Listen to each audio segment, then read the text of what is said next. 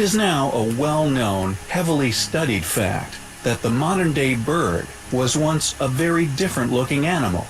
Evolution in the form of a radical transformational adaptation, forced upon them by gradual changes in the Earth's environment, from which they whence came, that being the dinosaur. We now know this to be fact, thanks to modern technology.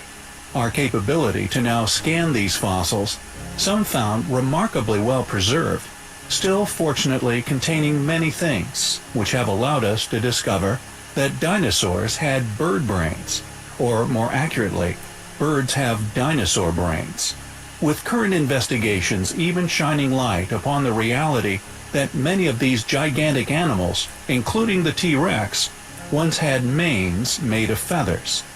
This drastic change from the dinosaur, resulting in the vast array of creatures we see today, from the ostrich to the albatross, even to the commonly domesticated budgerigar. Yet they all share one common trait, a significant reduction in their size. Even animals which survived unchanged, such as the crocodile, still shrank considerably. This shrinking of said species having been demanded of them by environmental changes. Evolutionary adaptation, as we have covered in the past, is, in the channel's opinion, in its true sense, an adaptation of specific sets of vertebrate types, the true definition of species, not as Darwinian theory posits, of leaps between such. Thus, evolution witnessed within the animal kingdom is not indicative of a shared single ancestry, but inseparable branching from specific vertebrae or phyla groups, never proven to have leaped from one to another. As such, modern-day birds could in fact be seen as the product of de-evolutionary adaptation. This loss of size would in all probability have also resulting in a deterioration in their intellectual potential, this being due to the considerable decrease in brain mass, possibly derived from cataclysm, which deprive them of the resources needed to remain at such gigantic sizes. The reason for this digression is the channel's postulation of this same process, having once possibly occurred to Homo sapiens also. Could this explain why some of the oldest ruins are also some of the most advanced, with many remaining beyond the reach of modern man's ability to understand them? Is it possible that man once had a much higher intellect than us today, due to a far greater sized cranium? Simply put, were we once giants, just as modern-day birds were once dinosaurs? Legends and accounts of ancient giants can be found all over the world, also featuring in many ancient religious teachings.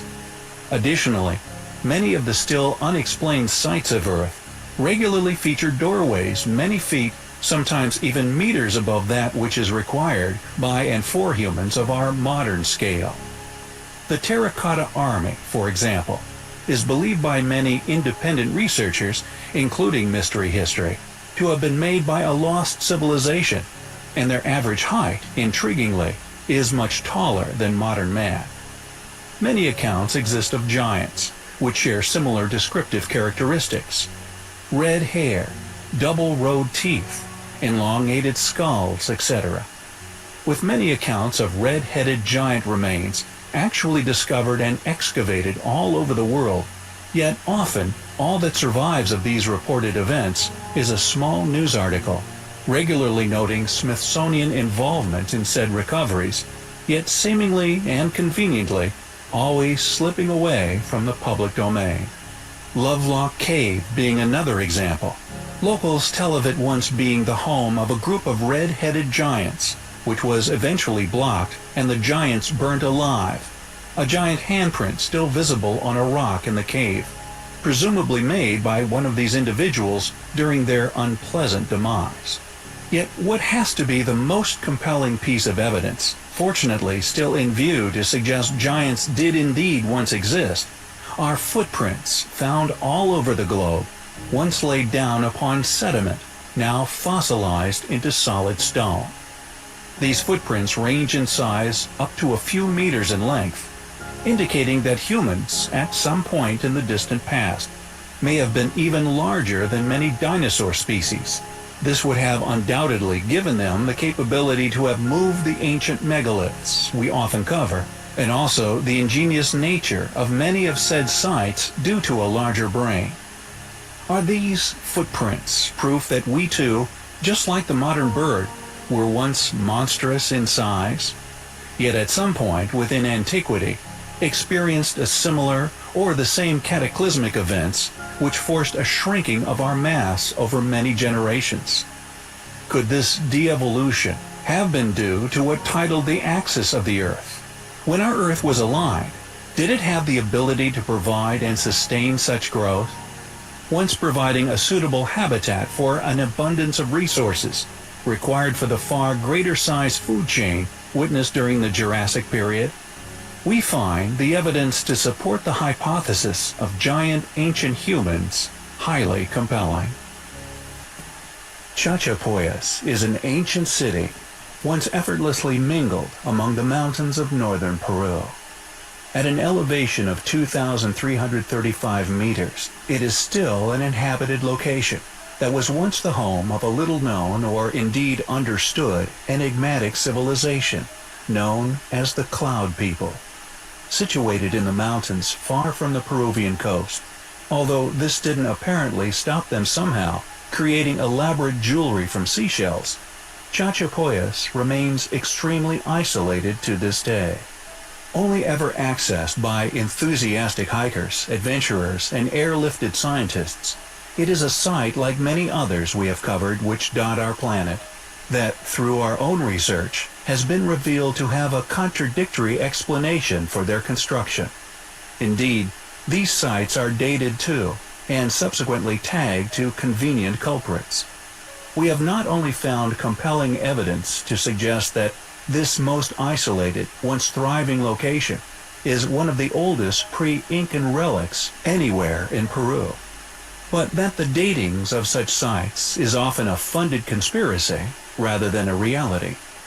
Los Pinchudos is an elaborate Chachapoya tomb complex molded into a high rock face. It is a natural and cultural World Heritage Site and is guarded 365 days of the year and closed off to all except specific scientific exploration. What is remarkable about the site is the fact that the wooden statues marking the tombs have mysteriously survived the ages. These statues were used by academia to date the site. However, although the explanation for the statue survival is apparently, quote, an arid climate, end quote, the actual site displays evidence of a far greater antiquity than these timber ghosts. Wooden artifacts rarely survive the humidity found within the Peruvian mountains, and although scientists attribute the figure's preservation to the site's location in an arid climate, the site, when discovered, was in such disrepair, an emergency conservation effort was launched to save it from further erosion. Many believe that the tombs would have been lost completely without Church and Peruvian conservator Ricardo Morales Gamarra, who restored the eroding foundations. The clay and stone tombs of the complex also have wooden roofs and have surviving Inca paint in red, yellow, black, and white.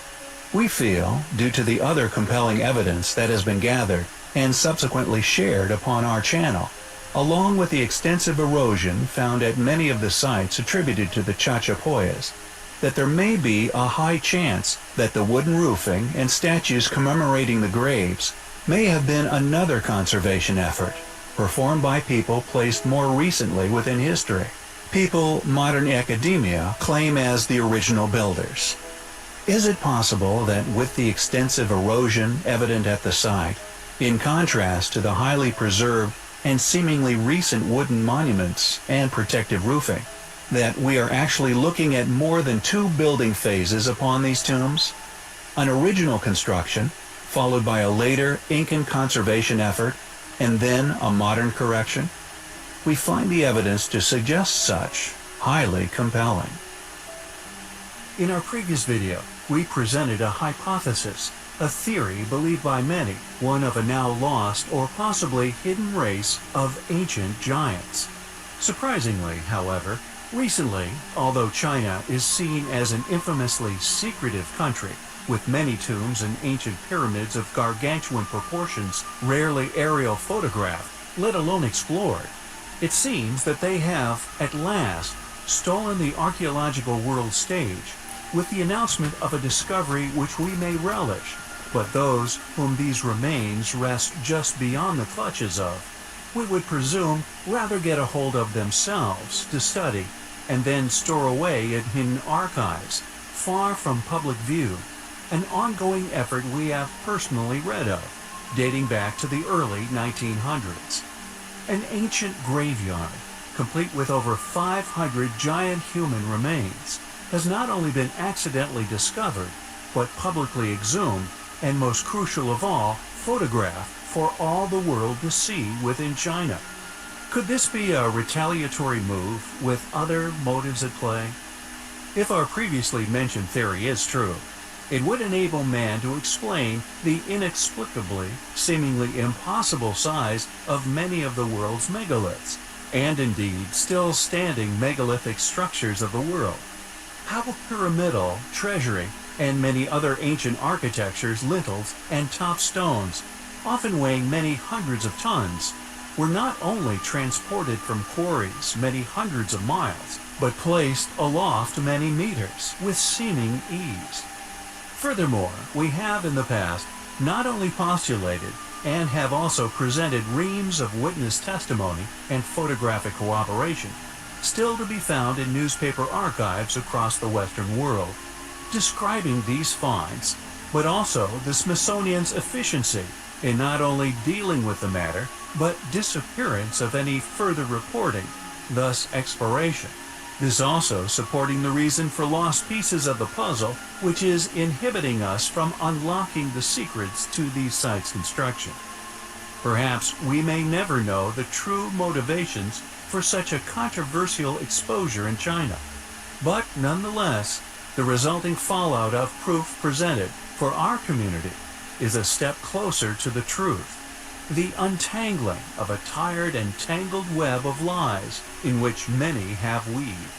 For at the bottom of Pandora's box, there is always hope.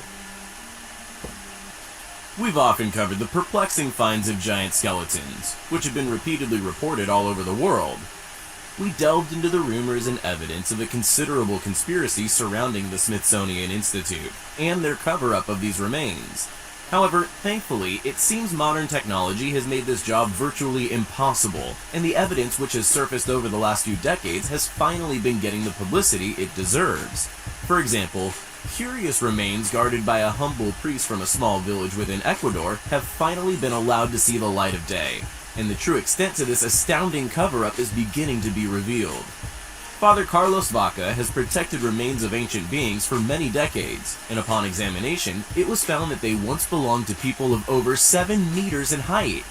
Apparently, the remains have been discovered from a site called Changaminas in Ecuador, and curiously, Changaminas translates as God's Cemetery. Although reports have surfaced from within Ecuador for over a century regarding finds of similar scales, this is the first time that such remains have remained within the public domain. The Mystery Park in Interlaken, Switzerland, for example, has held since 2004 a reconstruction of a 7-meter specimen of an apparent human being that would have been just over 7 meters in height that was found within Loja. According to Father Carlos Vaca, the remains which he had successfully safeguarded until the time of his own death were given to him by Father Crespi, a figure who collected a vast array of perplexing, highly controversial, and incredible artifacts, including remnants of a puzzling metal library we have previously covered. Unfortunately, upon the event of Father Crespi's death, his collection was ransacked, replaced with clear forgeries and cheap fakes. However, it seems Father Carlos Vaca may have kept some of these artifacts safe until his own death in 1999, upon which they luckily sank into the archives of the Ecuadorian Museum. Are these remains really that of giant human beings? Just who could they have belonged to? Has there really been a concerted effort to conceal these enormous remains from the world for over a century? If so, the question is, where are all these remains now? His collection also contains strange utensils, minerals, and compounds of magical properties, which according to many authors could explain numerous archaeological mysteries that have not yet been deciphered. Some of the bone fragments were supposedly sent to the Smithsonian Institute for further analysis, the results of which were surprisingly broadcast on a television program in Ecuador, led by renowned director Alfonso Espinosa de los Monteros. Could the legends be true, and the aptly named City of Giants be named after the real thing? It seems thankfully, as time goes on, the truth is slowly being revealed. Countless talented, valiant souls, spanning all throughout modern history, have been publicly lambasted for their troubles. Not only are such readings and results regularly scoffed at, and any subsequent finding, all stemming from their honest admittance that their data showed evidence of inhabitation with, quote, underestimated prehistoric dates. Many of these artifacts and ruins, claimed as being a mere few centuries old, we have, due to extensive research into similarities and differentiations at many of these sites, managed to locate signature stonework within the structure's outer walls, clearly submerged and perfectly preserved for untold millennia. Indicative of many inexplicable sites around the world, which some even claim are upwards of 300 million years old. The Great Pyramids, along with their Great Sphinx, we feel, with the substantial evidence we have previously put forward, is a treasure trove of examples, for when one becomes aware of Giza's anomalies at least, can expose those fed alive, the impossibilities within said conspiracy theory, and begin to realize more and more unexplainable anomalies, helping others to realize just how impossibly difficult these structures would have been to create. A feat when considered by many, especially those with a good idea for the sheer size of this place, find the reality that the plateau was possibly man-made very hard to conceive, subsequently still concealing many secrets, which we feel is the purpose of the plateau being created in the first place. And although it seemingly spans far from the feet of the gigantic pyramidic trio and their accompanying sphinx, we feel this was deliberate and not naturally formed. According to computer engines, the stresses within the Great Pyramid itself were perfectly calculated. However, the main strut or lintel in the Grand Gallery is cracked, indicating pulley systems or other heavy technology was still atop the structure once built. This extra weight has been hypothesized was an oversight. Furthermore, any attempts to reconstruct these incredible buildings by using computer systems to simulate supposed slave attempts, we still, to this day, cannot find a valid working technique. However, if one ups the size of the being, their strength, and indeed their intellect, not only were the pyramids within reach, but also many other baffling megalithic areas, such as polygonal masonry, all could be explained. Additionally, along with this hypothesis, many giant-sized sarcophagi have been found throughout Giza, yet we feel covered up, dismissed as clearly what they are, tombs, in favor of explaining them away as storage cases. Who built ancient Egypt? When did they build it? How did they build it? Questions which need to be answered, questions which we find highly compelling.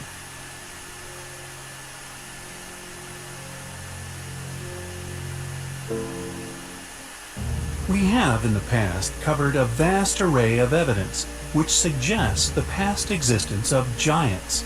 Yet, alas, much of what is or has now either unfortunately been suppressed, destroyed, stolen, or forgotten about, with the remains of their initial discoveries now often only to be found remaining, proverbially, cast in stone in the form of the library archives of the world, and the news reports now digitally preserved within.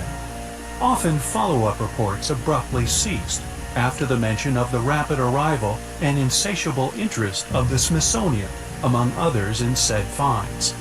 However, now, thanks to the popularity of such subjects, the power and speed of modern technology, such finds made during excavations involving a large array of individuals make modern cover-ups difficult and are rarely accomplished, with the only modern, almost openly admitted one of note having followed the discovery of the supposed tomb of Osiris, when all media was immediately banned from the site. When permitted back, the tomb had already been penetrated, and was subsequently claimed as having been found empty, supposedly previously looted. This regardless of its near impenetrability, with Ganzenbrink only making it successful with modern robotics. But I digress. Working in cooperation, a team involving the Egypt's Supreme Council of Antiquities, a team from the Penn Museum, University of Pennsylvania, among others, discovered a sarcophagus academically claimed as having belonged to a, quote, King Sobektekhep, probably Sobektekhep the first dated 1780 BC during the 13th dynasty. What we find astonishing regarding the find, however, is its sheer size. Carved from a single quarried piece of Aswan granite, initially weighing hundreds of tons, this finished tomb still weighs a minimum of 60 tons. It was somehow transported to the burial site and placed seemingly with delicacy where it now lay. Its resting place, inner chamber, also some 3 meters in length. The baffling enigmas of why such size, how were they moved? To explain how these feats were accomplished is far less difficult challenge if one incorporates into their postulations the possibility that the size of these tombs were in fact made to measure, indeed a match, to the height and scale of the civilization who buried them. Could the inclusion of ancient giants into the many other theories surrounding the mysteries of Giza solve the puzzle we still can't solve of how these stones were moved? It is a hypothesis which we find very fitting.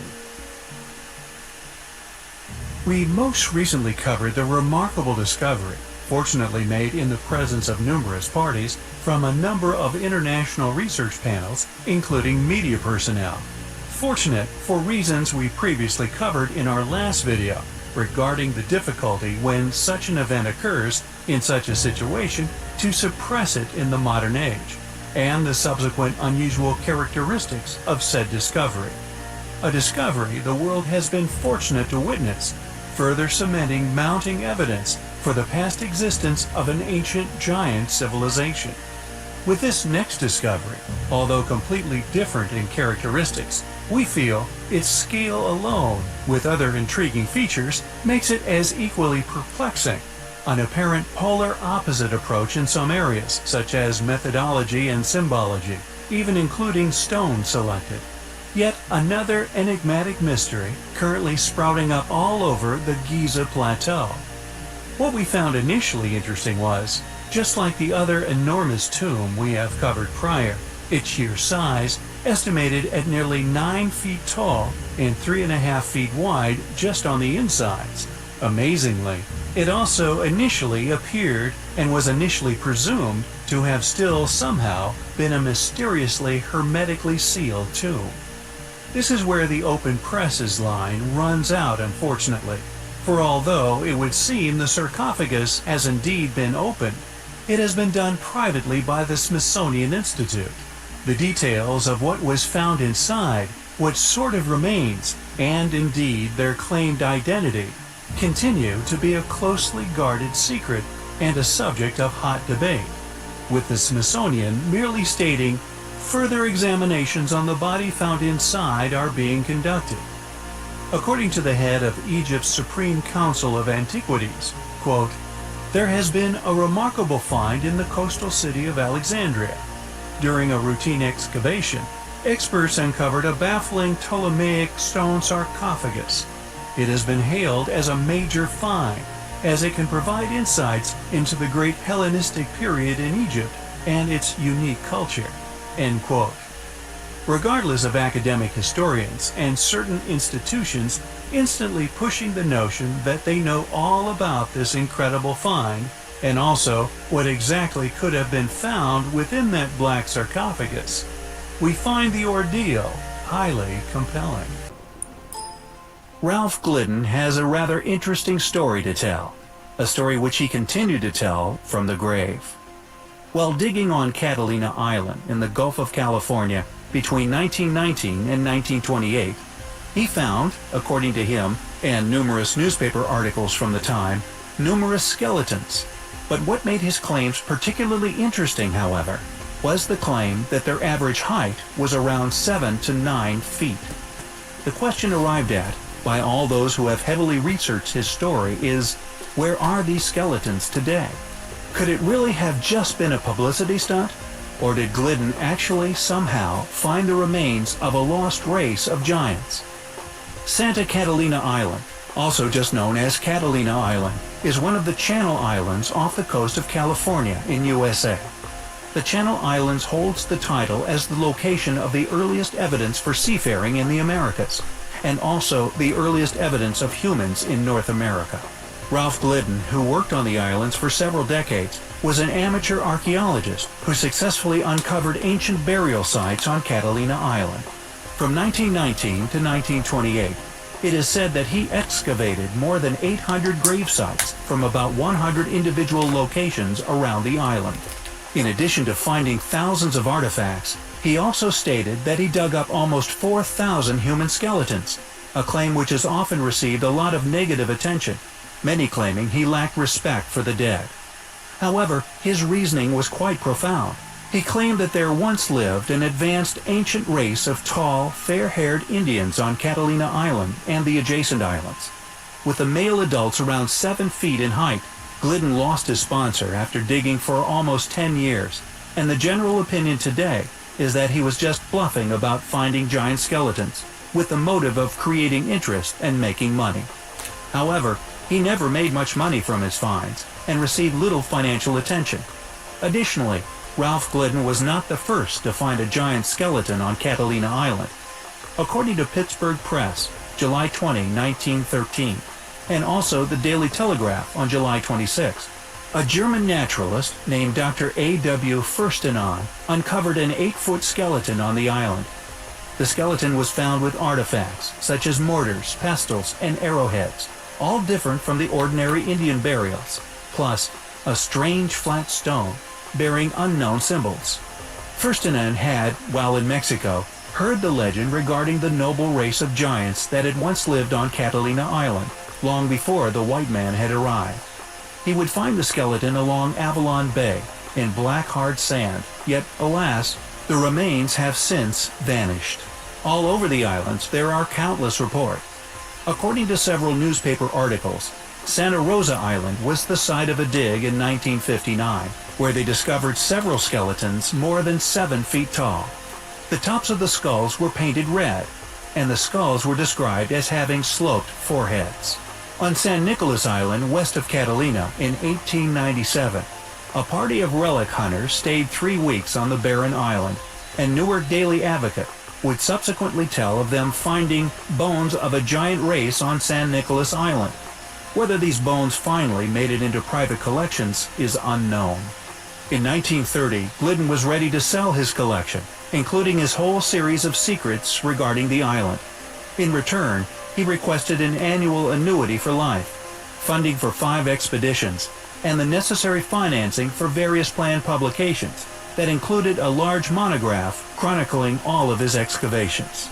But it seems, sadly, regardless of Glidden's confidence, nobody wanted to buy his miraculous finds, and in 1962, at the age of 81 years old, he sold his collection for a mere $5,000. Just 6 years later, Glidden died. However, in March 2012, an unlabeled box was discovered, resting deep within the Catalina Island Museum archives.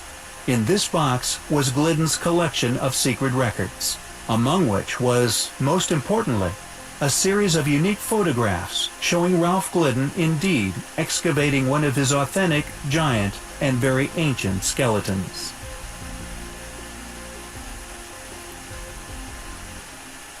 Have you ever heard of a man known as Og?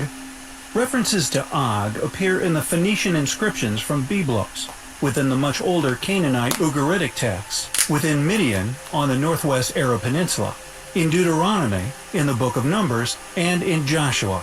Mentioned in many religious and non-religious texts, king of Bashan, which is now the Golan Heights. Who was this Og? Well, it turns out Og was a giant. A rather special giant. He was, in fact, the last of his kind. The Book of Numbers states that he died during the Battle of Edrei.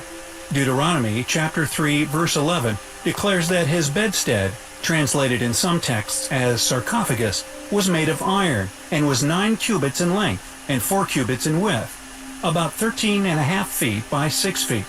It goes on to say that at the royal city of the Ammonites, his giant bedstead could still be seen as a novelty at the time the texts were written. Fast forward to the present day, and a miraculous discovery has been made, a discovery which could see more biblical stories being proven historically accurate. A recent archaeological dig has unearthed no less than 24 skeletons, all of giant proportions, near the ancient ruins of Rujim el-Hira, which is indeed located within the Golan Heights. What's more, compellingly, this was no normal burial. During a press briefing, the team responsible for the discovery expressed their views to the world. Quote, "The site of Rujim el-Hira has been extensively searched for decades already, but our team noticed a mound nearby, which we thought was of major interest. It has been 2 long years, but it was definitely worth the effort," said Tom Yagur, one of the archaeologists on site. One of the giants was covered in an exquisitely crafted suit of copper armor. One of their copper swords was also as hard as steel and made in a fashion unknown to modern man. Could this really be the final resting place of the last of the giants? All we can hope is that the Smithsonian doesn't get a chance to buy them. Alaska, America's largest and most sparsely populated state, although that may not have always been the case. We have previously covered many compelling accounts, reports, excavations, even photographs of this mysterious race. It seems no matter where you turn within controversial archaeological fields, you will inevitably come across reports of giants. They even made it to the notoriously remote Polynesian island better known as Easter. Tales of giants with 2 rows of teeth, giants with red hair, blonde hair, moon eyes, and even giants from Alaska. Just who were these world-traversing ancient Goliaths? Were all these different tribes related? Were they responsible for the building of many of the ancient structures found around the world, where the placement of huge megalithic blocks still perplexes us to this day? Atlan is known as the Gold District of Alaska, and James L. Perkinson owned a piece of it. An extremely wealthy American miner who found something remarkable in his land, something so impressive, he graciously went to the San Francisco Call newspaper personally to report his findings. 2 weeks prior, the first excavations were being made for a tunnel, which unfortunately broke through into a layer of an ancient burial ground. Within were 7 gigantic skeletons. One was a mere 7 feet in height, yet the others were of a tremendously greater stature, some over 10 feet tall.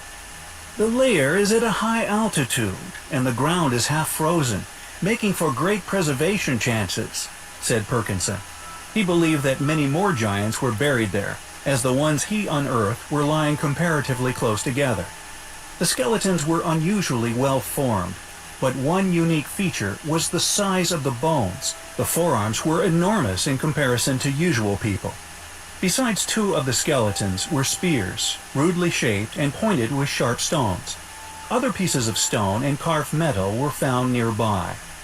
Unfortunately, it wouldn't be long before it all seemingly vanished. Regardless, this was a noble act by James L. Perkinson. It is sadly unknown just what did happen to the giants on James' land. This was a report made by James L. Perkinson to, and subsequently reported by, the San Francisco Call on November 18, 1900. Ohio, the United States of America, nearly 12,000 years ago. The Cherokee would descend from Northeast Asia to inhabit the Americas. Upon arrival they were welcomed by a race of giant beings. They would become known as the Moon-Eyed People, a race of people far older than humans. It is said that they were responsible for the ancient ruins that now dot the landscape. The Cherokee called them the Moon-Eyed, due to them only being able to see in the dark. During the day they had very poor eyesight. From the book, Old World Roots of the Cherokee, Chapter 5, what kind of Indians lived in the territory of the Choctaw and Chickasaw. According to local traditions, and confirmed by excavations of bones in Tennessee, a race of white giants, The Choctaws told of a race of giants that once inhabited the area and with whom their ancestors fought when they first arrived in Mississippi. It was always believed that these were just stories passed down from generation to generation. The tribe, for example, had a legend of the mastodon roaming the Great Plains of America. However, over the past few years the remains of this mythical race have begun to surface, confirming the Cherokees' accounts.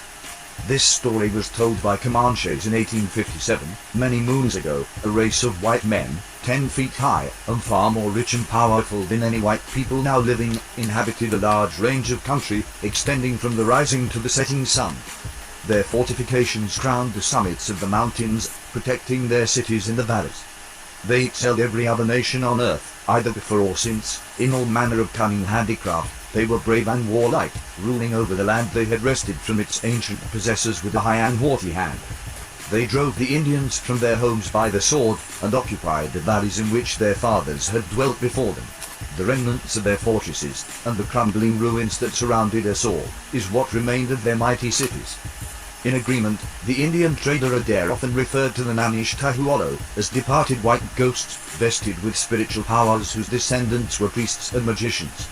Navajo legends speak of the Snake people, a regal race of white giants endowed with mining technology who dominated the West, enslaved lesser tribes and had strongholds all through the Americas. The remains support legends of this race of giants having multiple sets of teeth, and having been over 10 feet in height. The remains have been officially exhumed, but alas not officially covered in the press. It is as if we are now at a point of paradigm destruction. Artifacts that tell of such beings are no longer successfully hidden, they are now just ignored.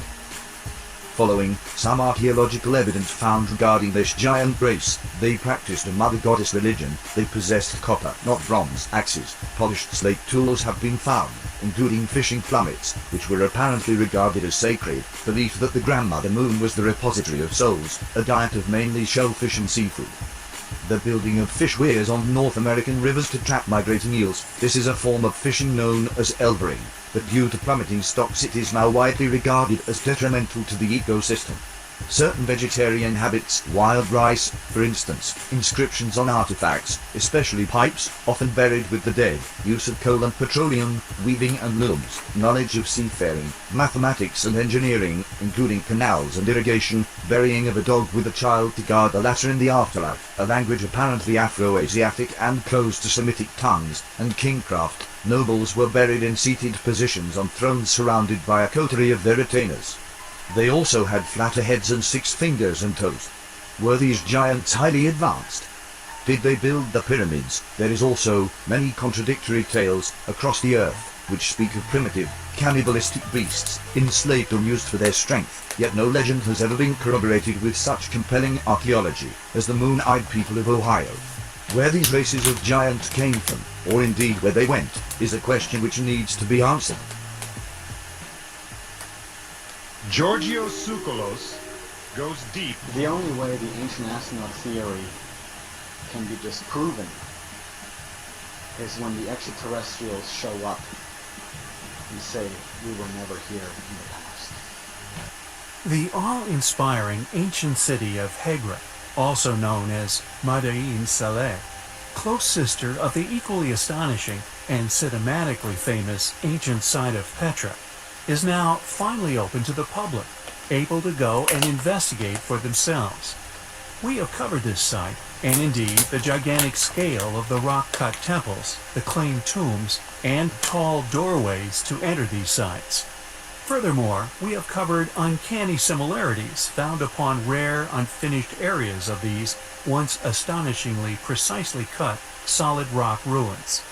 In addition to the enormous scale of the stone-cut buildings and the absence of doorsteps, which would have enabled the now average-sized human claimed as having created them, no chance of entering them with ease. This giving credence to the many theories pertaining to these gigantic structures, along with their gigantic scales and their enormous megalithic counterparts found at other sites, linked to by cutting marks previously mentioned, were instead constructed by an ancient, now lost race, far larger than any of today, one capable of these incredible ancient feats. Could these structures have, instead of, as so many, as indeed we have postulated, not actually built by ancient man, but were actually made by ancient giants? Not only with the muscular ability to have once lifted such enormous stones into position, such as that of the enormous megalithic stones incorporated into the Great Pyramids of Giza, found within the temples of Baalbek, Gornia Shoria, but also almost globally? Could this explain how they were once able to liberate these giant stones from the quarries and bedrocks selected almost many miles from where they were eventually placed with seeming ease? How they were somehow transported, enormous stones high atop mountains, assembling them into the remarkably precise laid polygonal masonry that now drenches the tops of Peruvian peaks? How they once raised the ancient obelisk of Aswan? But I digress. Many have now conceded that the methodology of the Great Pyramids of Giza construction continues to be an enigma in regards to a modern explanation as to how the modern man accomplished such feats. Could this mystery be linked to the cover-up in which many have claimed, and we ourselves encountered, in regard to the remains of this possibly lost civilization, smothered by the Smithsonian, one that we would now perceive as ancient giants? It is a hypothesis which would indeed be a fitting explanation for these mysteries, and a cover-up, the stifling of a reason for their continued inexplicability to modern explanation. It is a theory which we find incredibly intriguing. We recently covered the perplexing, yet little shared ancient artifact which can be found at the ancient site of Patara. We covered the fact that some of the inventions accredited to the Romans within the modern day may have been borrowed concepts with origins located far within our distant past. As with the supposed ancient Egyptian sites on the Giza Plateau, many ancient ruins contain megalithic blocks whose movement into position not only evades modern explanation, but lacks any detailed recording of the mammoth task by any of these so-called culprits for constructions. Rather, it seems a worldwide conspiracy has occurred. It is well known that history is written by the victor. Maybe this is a fitting explanation for the academic ignorance witnessed on a daily basis. Perhaps it's laziness on the part of academics, put with the task of explaining these sites, or perhaps, as we have detailed on many occasions, a covert effort to occult the truth from modern society. Our claim is not made lightly, but upon the witnessing of talented individuals having their careers and future opportunities crushed at the hands of those who fund, and therefore steer academic study in the directions of their pleasure. The stolen artifacts which tell of this story, the vast documented efforts of the many organizations around the world, tasked or rather funded to gather, pillage, or steal all such items, merely to paint a picture they are told to. But the truth remains, human history is far more interesting than you have been led to believe. But be warned, paradigm destruction can often be distressing. In the popularly regurgitated marketed phrase, Roman columns, after being presented with the following evidence, may begin to feel more like programming than historically truth. The Baalbek Trilithon, a group of 3 horizontally lying stones which form part of the podium of the Roman Jupiter temple of Baalbek, Lebanon. Numerous archaeological expeditions have gone to the site, starting in the 19th century, primarily German and French groups, and research continued into the 20th century. Each of these stones is 70 feet long, 14 feet high, and 10 feet thick, weighing around 800 tons each. And conveniently, each of these modern academic studies concluded the same thing, completely absent of any explanation as to their placement. The entire foundation of this ancient structure is unexplainable, with a number of stones weighing over 350 tons, thus indicative of lost knowledge, not modern architecture. It should seem obvious that to declare otherwise would be foolish, yet this is what's witnessed all over the earth every day. And we are yet to mention the world-famous, yet equally perplexing Stone of the Pregnant Woman, also at Baalbek, and weighing in at an astonishing 1,000 tons. As Yuri Mruzek put it, quote, in 27 BC, the Roman Emperor Augustus supposedly took the unfathomable decision to build in the middle of nowhere the grandest and mightiest temple of antiquity, having no obvious reasons for selecting Baalbek as the temple's building site. The much greater erosion of the Big Baalbek blocks qualifies as material proof of their much greater age." End quote. It seems that, as we suspected, the evidence is mounting to support the far more logical claim that an advanced lost civilization's heritage has been stolen by different, more modern civilization all over the world. A great civilization did once flourish here on Earth, one which has been actively suppressed, stolen from, exploited, and hidden for far too long.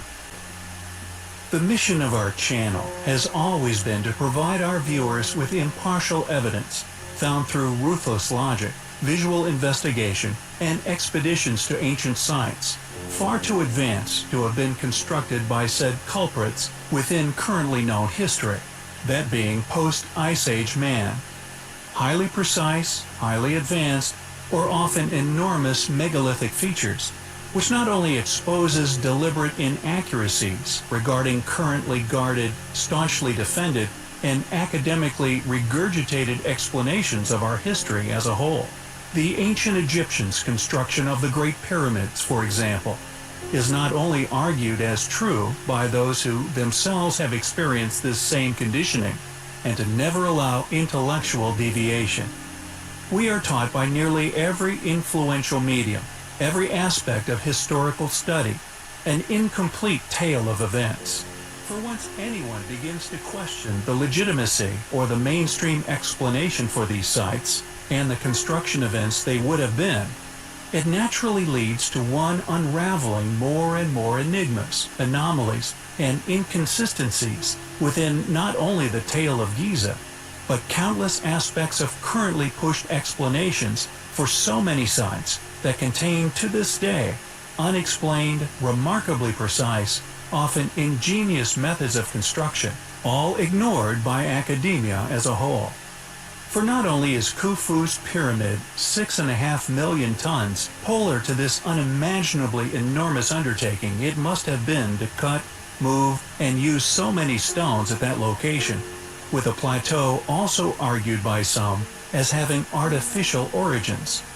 Longyu Cave in China is yet another enormous ancient unexplained site, similar to Derinkuyu, another ancient underground city found within Turkey. Longyu Cave has a staggeringly huge inner footprint. The many millions of metric tons of stone hollowed out to create the cave system has never been located. Stone cut using a tool which left an intriguing yet highly recognizable mark simply gone, excavated, and transported away somehow. We have always attempted to provide accurate information, and although we have our own opinions on said subjects, we feel it is far more important to convey all information, so that we all have an opportunity to come to our own conclusions based upon all the findings made during investigations. We attempt to provide that which we were, and still are, all being starved of. The whole picture was obscured from us, never actually teaching us how to apply our critical capacity to question the legitimacy of what we are told, but to push buttons, repeat information, and pull levers.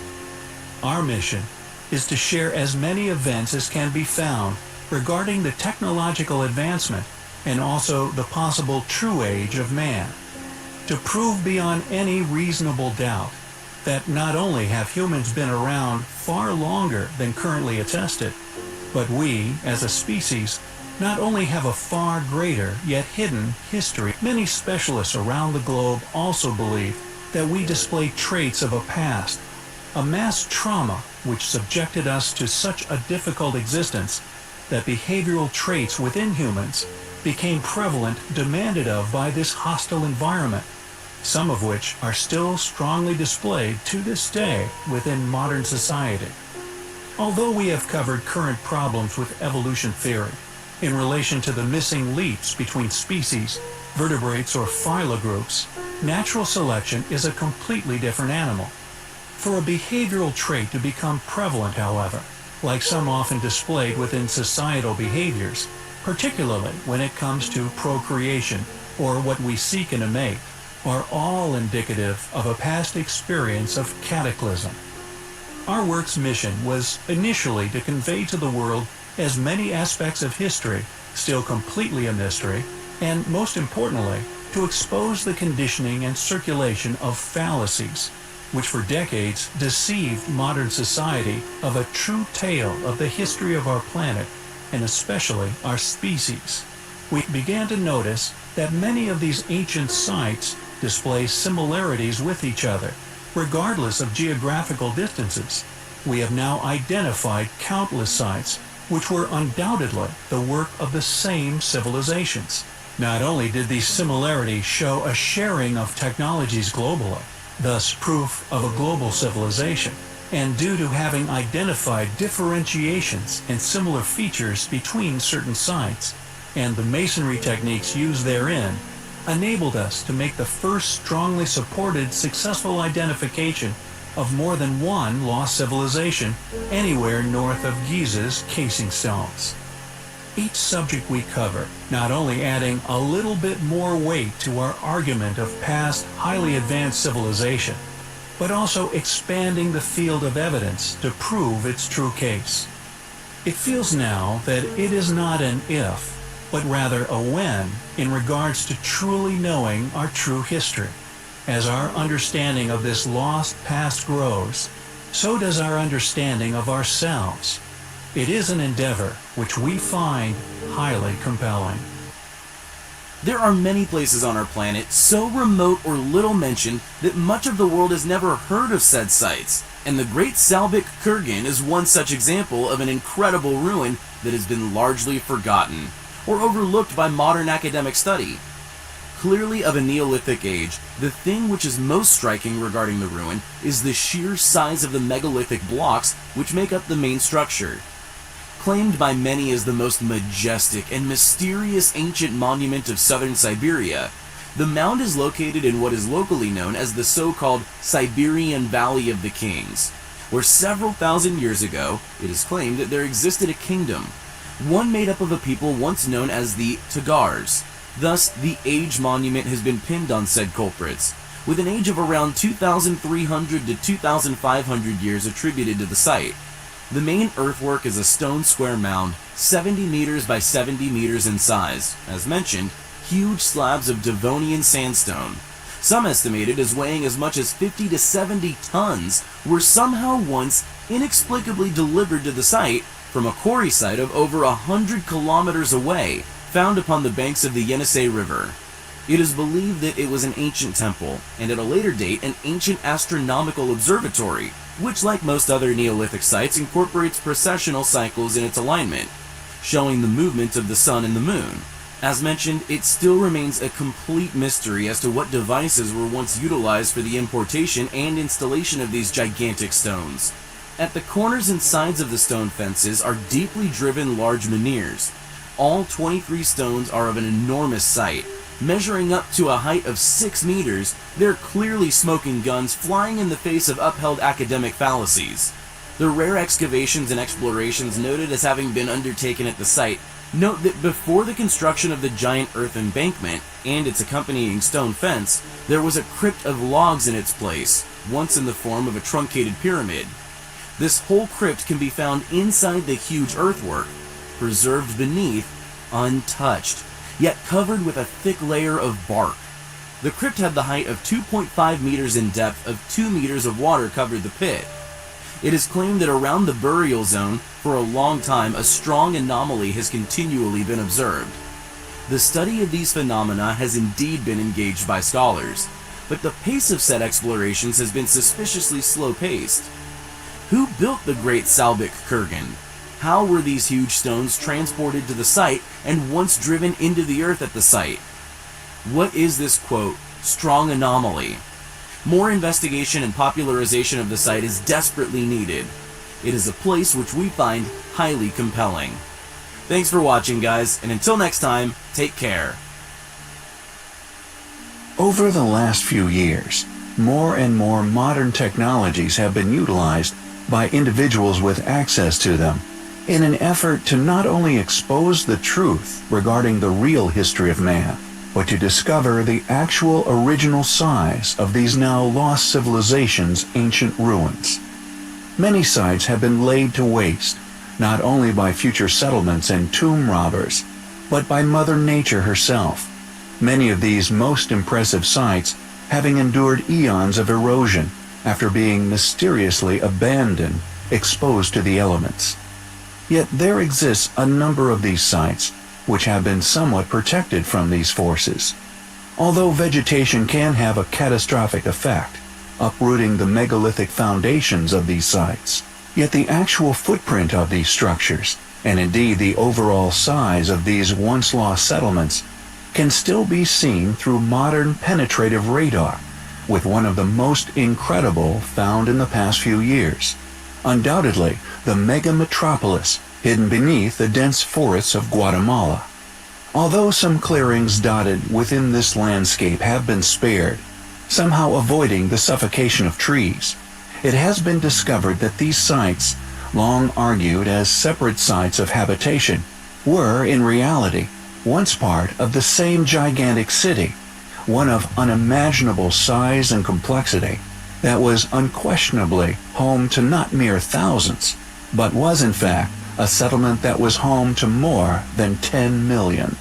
Yet although this reality is a compelling, supportive fact regarding our own beliefs, in regards to a far greater, now hidden, and widely ignored history of mankind, there are still features of this ancient site that is still attempted to be ignored, overlooked, and hopefully concealed from the majority of the world's population, ultimately avoiding them questioning the true reality of what they have been taught, and the possible truth regarding our history, which these sites could provide to all those who gaze upon them.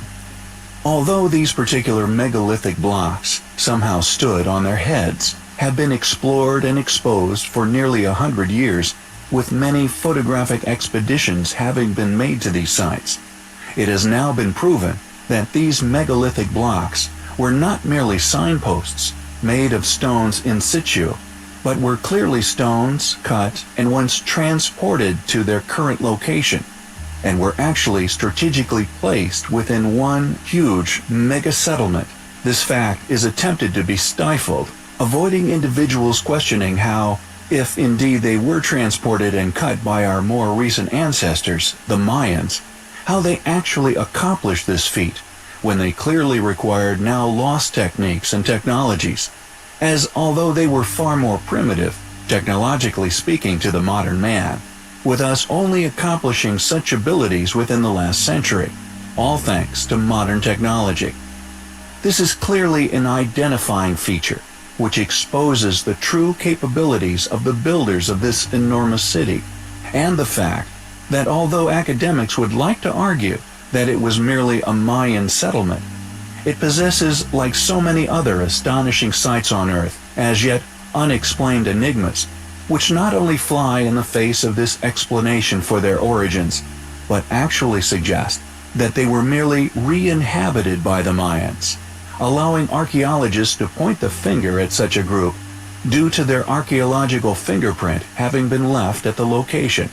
Sites which were in fact built by a now lost, yet once highly capable ancient civilization, that due to their immense age has now been lost to history, like so many of their ancient settlements, lost to the sands of time, with only the foundation of which now survive, thankfully exposed by modern technologies.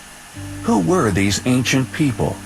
How, or indeed why, did they move and cut such enormous, enigmatic ancient megaliths within this enormous, now lost city? It is a place which we find highly compelling. In 1768, the Thunderstone, an enormous Rapakivi granite boulder, currently claimed to have weighed 1,250 tons, was successfully moved many miles by our modern ancestors. A stone which gained its name from a lightning strike having split it from the bedrock. This feat, if true, would alter many attested views regarding the currently understood limitations of ancient civilizations. It would insinuate that the successful movement of seemingly impossibly huge stones used in ancient constructions were done by the claimed civilizations. Sculpted by the French sculptor Etienne Maurice Falconet, and transported by Marinos Carburas, a lieutenant colonel in the Russian army, who was tasked with figuring out how to move the stone from Lantka, 6 kilometers inland from the Gulf of Finland, to its final location beneath a bronze statue of Peter the Great within St. Petersburg. Originally embedded deep within the ground in an area of marshy terrain, they had to develop revolutionary methods to transport the colossal stone. Waiting until winter to liberate the stone from the earth and attempt to move it over solid frozen ground. This, however, is where diligent research and academic assumption part ways. Although there are engravings of the stone, nearly in its original shape, seemingly being moved across the earth by manpower, many modern researchers of this event, along with a number of highly capable scholars, believe that these images were taken on the first day of the stone's transport. Many suspect that Catherine the Great, present at the event, was there only to witness the start of this arduous task. After this event, she traveled back to St. Petersburg to await its arrival. What's more, this first day, according to numerous reliable yet rarely academically shared sources, state that in its original form, these workers were only able to move the stone an inch. A declaration, also according to these same sources, was made by Catherine herself, elated at witnessing this stone move an inch before departing for Russia. Not only do many independent researchers now believe that the original weight was incorrect, but also that when it was eventually moved, had lost a dramatic amount of his body. Falconet had originally intended to cut the stone to a mere 600 tons before its transportation, and as the original stone was seemingly impossible to move when Catherine the Great left for St. Petersburg. Furthermore, now in position and attributed as over 1,000 tons in weight, this is also an academic fallacy. As Graham Hancock's website puts it, quote, "Seen from the back, the stone is about 3 meters wide at the top and 6 meters wide at the base. If it were shaped like a perfect cube, its weight would be some 1,200 tons. However, because the stone slopes on all sides, its weight does not exceed 1/3 of this, about 400 tons, a far cry from the currently touted 1,250 tons. It's claimed that, at 1,500 metric tons, the Thunderstone is the heaviest stone ever moved by human power, and that this is supposed to be a proof that no advanced technology was needed for the transport of colossal ancient stones. However, unlike Russians in the second half of the 18th century, Romans and their predecessors had no ball bearings, iron rails, or metal sledges. Those things all benefits of modern technology. As much as one has to admire Falconet's engineering achievement, what he has proved is that technology of the late 18th century was indeed capable of transporting large megaliths." End quote. It seems that the Thunderstone, being used as a proven example of primitive techniques and civilization, able to have constructed the currently unexplained sites which dot the Earth, however, like with many other academic explanations as to the construction of these sites, it is not only contradictory to the facts, but based on a faulty premise. Due to these deliberate twisting of the facts, the story of the Thunderstone is undoubtedly highly compelling.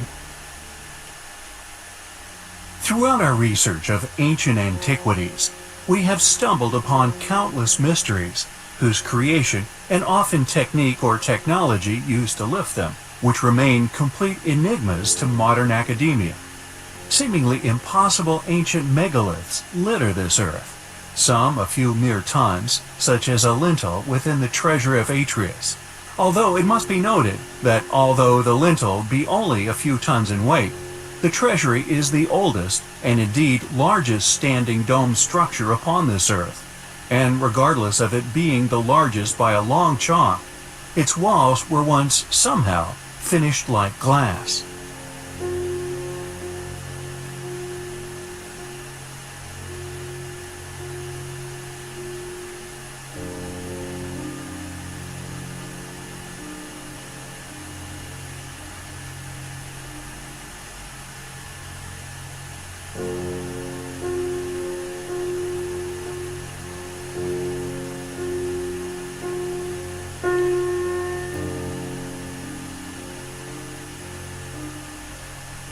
This glass finish was also found and actually still be seen within the Grand Gallery within the Great Pyramid of Giza, a pyramid which we have previously exposed as not only having casing stones of a much younger age, but the exoskeleton, just like the stones used in the creation of the walls of the Grand Gallery, many hundreds, if not thousands of tons in weight, still exhibiting these ancient civilizations' ability for perfection. Other ruins, which have also lay abandoned for unknown millennia, still contain unexplainable megaliths. Baalbek, Jordan, Japan, the UK, Easter Island, Polynesia, Peru, Chile, Italy, the list goes on. All these countries still possess stone megaliths, which even modern machinery we would struggle to work with. Many structures, however, we still could not recreate. We could not move or place such stones with such incredible accuracy.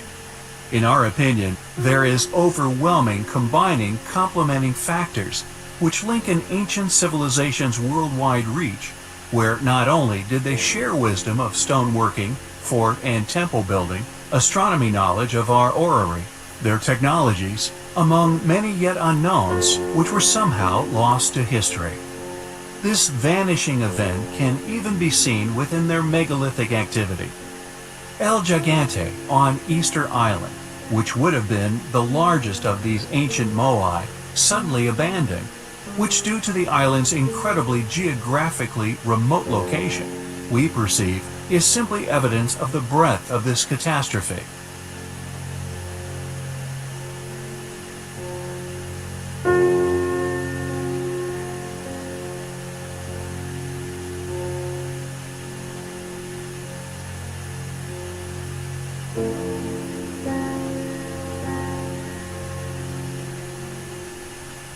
The abandoned obelisk Aswan, provided by Chris Dunsworth, to have not been abandoned due to a crack discovered, but that this was post-abandonment. Yet more proof we feel of this catastrophic event. Yangshan Quarry, also suddenly abandoned. These all could be seen as supporting evidence of a sudden disappearance of this once incredible civilization. Yet, regardless, to unravel and understand a civilization capable of such wonders as Kailash Temple, one which seemingly simply vanished, is a pursuit we find highly compelling. A few months ago, we did a video regarding an enigmatic mountain which rests within modern-day Tibet. We touched upon the amazing legends, speaking of the mountain actually being that of an ancient man-made pyramid, which, according to such legends, is placed at the center of the universe. They spoke of a mysterious giant eye placed upon the top of the mountain, an eye which, according to said legends, will reveal itself when the ice and snow within the area melts away. Akin to a story containing the Eye of Mordor, yet hopefully not as malevolent. Although Mount Kailash can be found within modern-day Tibet, its location is very close to the borders of India, a place which few know possesses one of, if not the most amazing ancient structure to have ever been discovered or indeed built upon our planet. A structure which dwarfs the Great Pyramids, and indeed the Great Sphinx with artistic wonder. Actually known as the Kailash Temple, it is an exquisitely cut series of supposed praying temples and other communal buildings, which was, many thousands of years ago, carved straight out of an enormous horseshoe-shaped rock, resting within a hillside. According to mainstream academia, Kailash Temple was somehow built by a primitive people using primitive tools during a duration of 400 years, from 200 BC to 600 BC. However, no one seems to be able to explain how such a primitive culture could have possibly created something so awe-inspiring, something so artistically accurate and wonderful, something we would indeed struggle to recreate today. A structure not only architecturally accurate, but also drenched in a masterpiece of sculpture. Largely accepted as a flawless piece of art, no less than 200,000 tons of stone was masterfully carved away, creating several separate temples, each drenched in tiny artistic detail. Rediscovered in 1819, Is it possible that the Hindu decorations found within were merely later additions? Additions to a relic left actually built by a civilization far more advanced and far more ancient than we are allowed to publicly believe? It is understandable for one to wonder, how did a primitive civilization create such a wonder with primitive tools, attaining such a perfection, such refined finish to each tiny detail? It is conveniently unexplained just how they managed to cut into this single block of rock with such precision and indeed vision, adorning the structure with thousands of animals. It seems as if it were a tribute, a gift depicting what can be found on our planet. Is Mount Kailash, as legends say, really the center of the universe? Is this mind-bogglingly detailed, most intricately built ancient temple by a long way actually a tribute to this fact? Made up of temples which are all now perceived to be shared between three faiths, Buddhist, Hindu, and Jain. Are these multiple faiths further evidence of a re-inhabitation rather than a construction? The 200,000 tons of rock, for example, is nowhere to be found. And, as previously covered in the Kailash video, the same is seen with the apparent enormous excavation found around the base of Mount Kailash itself. Compelling evidence for manipulation of the landscape, giving credence to the legends of it being, in fact, an enormous pyramid. Regardless of this, the fact that the temple carries the same name as this mysterious and still unclimbed mountain within Tibet, we find highly compelling. We have, in the past, covered numerous seemingly impossible ancient feats of ancient engineering found throughout modern-day Japan. Polygonal stonework of gigantic proportions, ancient forts and temples, which we have previously distinguished, were constructed upon far older and now inexplicably mysterious masonry techniques, the most abundant of which we have come to know as polygonal. Yet, alas, due to the explanation as to how this was achieved remains elusive. Thus, the site is dismissed and deliberately overlooked. As such, the absence of any logical explanation as to how said sites came into being, or even how this stonework was once achieved, means that not only are these sites suppressed from mainstream attention, but the seemingly impossible features still in existence are, instead of being exposed and admitted as unexplainable accomplishments, thus allowing those with a critical capacity to pursue said origins, we feel, are instead avoided, compelling proofs of our posit of there having once been advanced, now yet lost civilizations, which once flourished and often seemingly suddenly vanished, have indeed been and gone on our planet. The suppression of this truth gives motive to academia, who attempt to cover up such realities. Yet, regardless of the defining purpose for this conspiracy, whether to avoid mass panic or not, we feel, it is not a valid enough excuse for this suppression, and in our opinion, we feel, regardless of public reaction, we all deserve to be presented with the true reality of these ancient sites, and indeed, a true account of our history. Tucked away within rural Japan is a megalith known as Ichi no Hoden. At first glance, this particular megalith looks as though it is floating in mid-air. The reason for this is due to the civilization's abrupt departure. As such, the stone has not been completely liberated from the bedrock it is still attached to. Clearly, at the final stage of excavation, the stone is literally hanging by a thread, and due to the location of the excavation, and the fact that the stone itself has protected its base from erosion, the megalith has remained attached to this small seam of rock for untold millennia. The defining reason for why we attribute the stone to a now lost civilization is its sheer size, measuring an impressive 5.7 by 6.4 by 7.2 meters. The stone also weighs an estimated 500 tons, meaning that the techniques, or indeed the technology used to cut and transport the stone, remains an unexplainable feat of ancient engineering. Largely dismissed by academics the world over, these gigantic stones, however, are a legacy that, due to their immense size, is likely to still be present here on our planet, far after our own civilization has been and gone.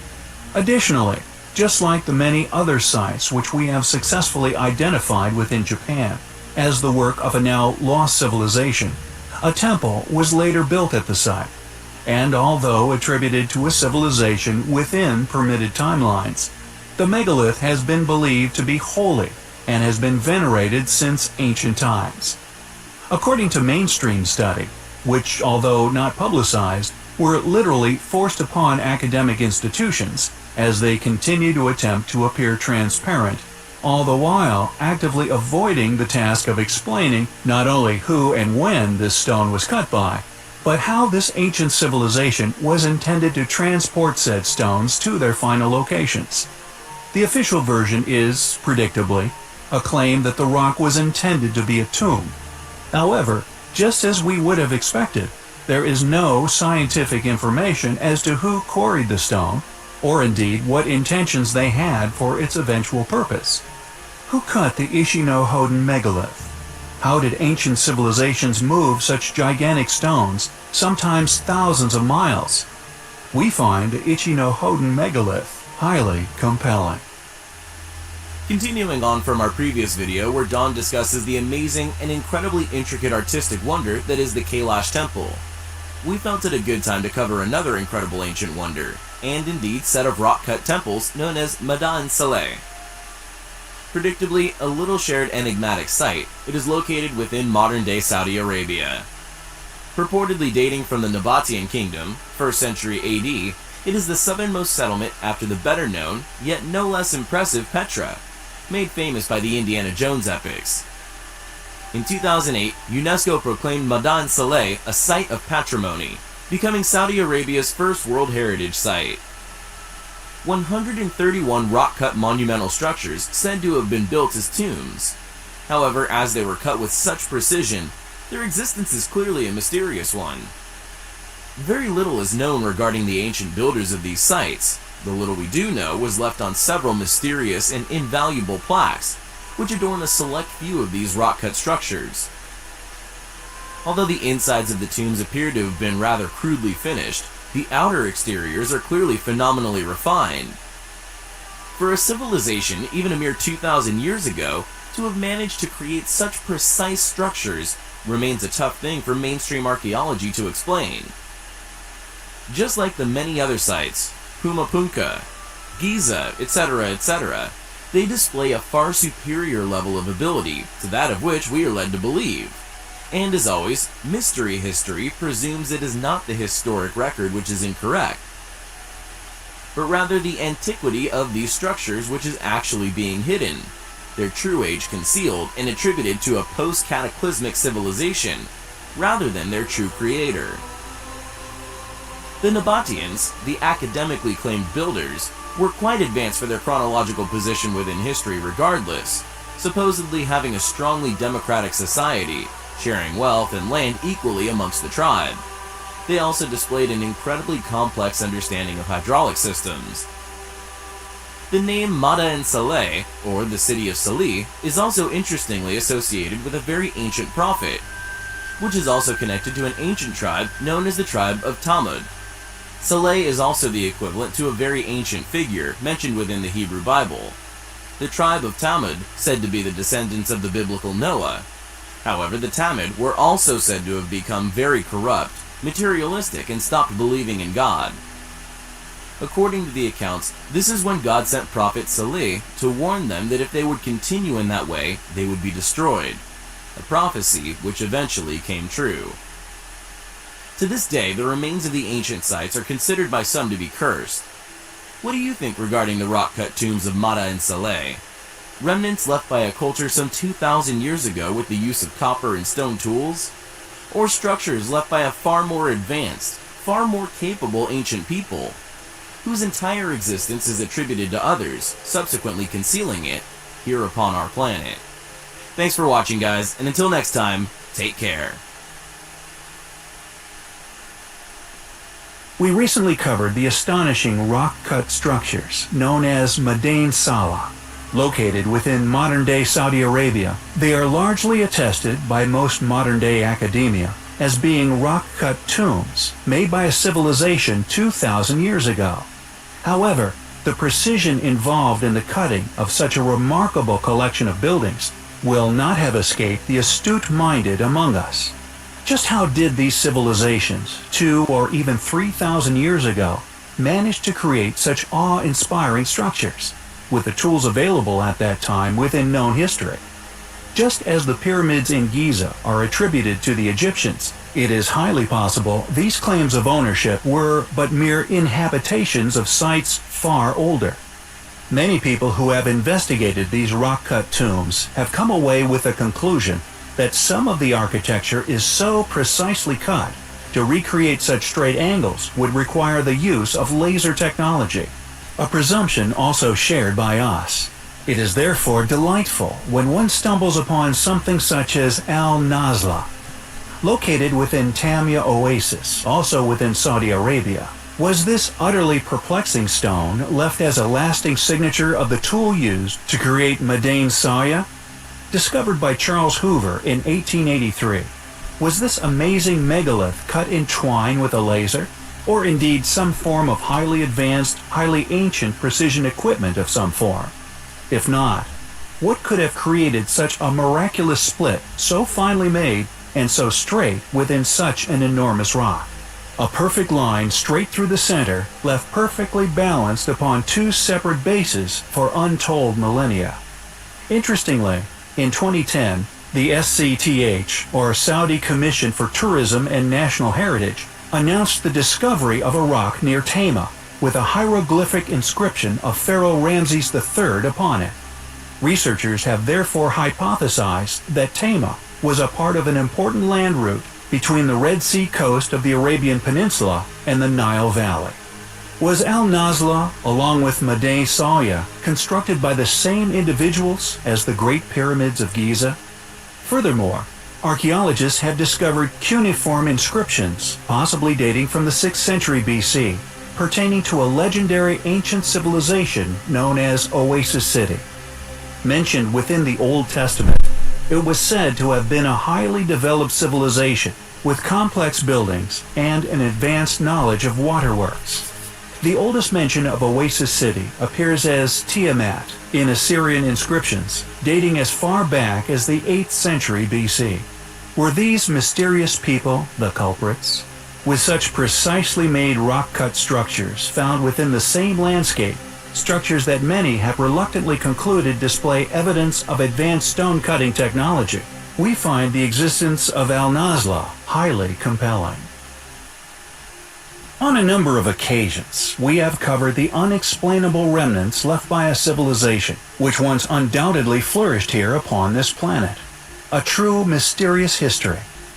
The most notable, and presumably the evidence which will remain upon our Earth for the longest, being the unimaginably enormous megalithic structures which rest in many areas of Earth. These structures built using stones so large, we cannot explain how they were moved. The quarry, known as Yangshan, is such an impressive example of this lost knowledge and/or technique for moving these stones. We felt it deserved an in-depth discussion. What is special about Yangshan is the fact that it was seemingly abandoned, quite possibly due to cataclysm. In the midst of actually cutting some of the largest stone megaliths ever found on Earth, revealing in all its glory just how these stones were indeed detached from the Earth's bedrock, a question which had also remained unanswered for many years. Yangshan also reveals invaluable clues to how they could have been moved. The star of the show, an enormous stele weighing 16,250 metric tons, disputed to have been cut during the reign of the Yongle Emperor, the third ruler of the Ming Dynasty in China, reigning from 1402 to 1424. However, although academia is seemingly willing to approach such subjects with an air of arrogance, often due to its in-depth, accurate understanding of said era, it inevitably becomes unstuck once one begins to explore their knowledge, or indeed explanation, of how these enormous stones were intended to be moved. Academia's illogical explanation of the site is as follows. In 1405, the Yongle Emperor, ordered the cutting of a giant statue in this quarry for use in the Ming Xiaoling mausoleum in dedication of his deceased father. 3 separate pieces were being cut: the rectangular base, the body, and the head. After most of the stone cutting work had been done, the architects conveniently realized that moving stones from the quarry to Ming Xiaoling and installing them there would not be physically possible. The body weighed 8,799 tons, and the steel's apparent head weighed 6,118 tons. According to, quote, experts, it would have stood 73 meters tall. A supposed legend attached to this possible fallacy has it that workers who failed to produce the daily quota of crushed rock of at least 33 sheng would be executed on the spot. But is this the real story of Yangshan Quarry? Or could there possibly be a more interesting history attached to this site, and indeed its accompanying stones? Within Baalbek, one of the countless examples found around the world, there are stones well over 1,000 tons in weight, which seem to have been effortlessly placed atop one another, using technologies or methods unexplained by these so-called experts. Is it really that unthinkable to believe that they could indeed once shift these enormous stones found in Yangshan? Not only move them, but lift them on top of one another?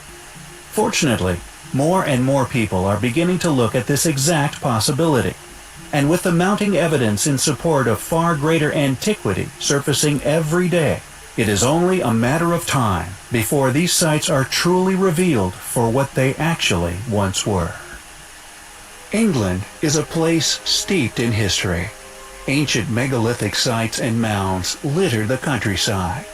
Many of these places, claimed as having been created during the Neolithic period, however, the still existing enormous size of the ancient trilithons, for example, many of which still standing, predictably evade modern explanation. With many of these ancient sites' past functions still heavily debated amongst those in the so-called know, we feel that due to the often inexplicable nature of these ancient sites, there is a strong possibility that they are in fact remnants left by a once far more capable group of individuals than our Neolithic ancestry.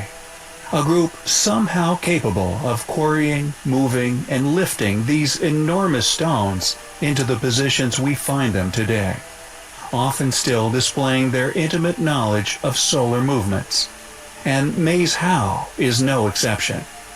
Nestled amongst the rugged landscape of Orkney within Scotland, this so-called burial mound was once perfectly aligned with the midwinter solstice, allowing sunlight to pass down its immovable passageway only at this particular time of year.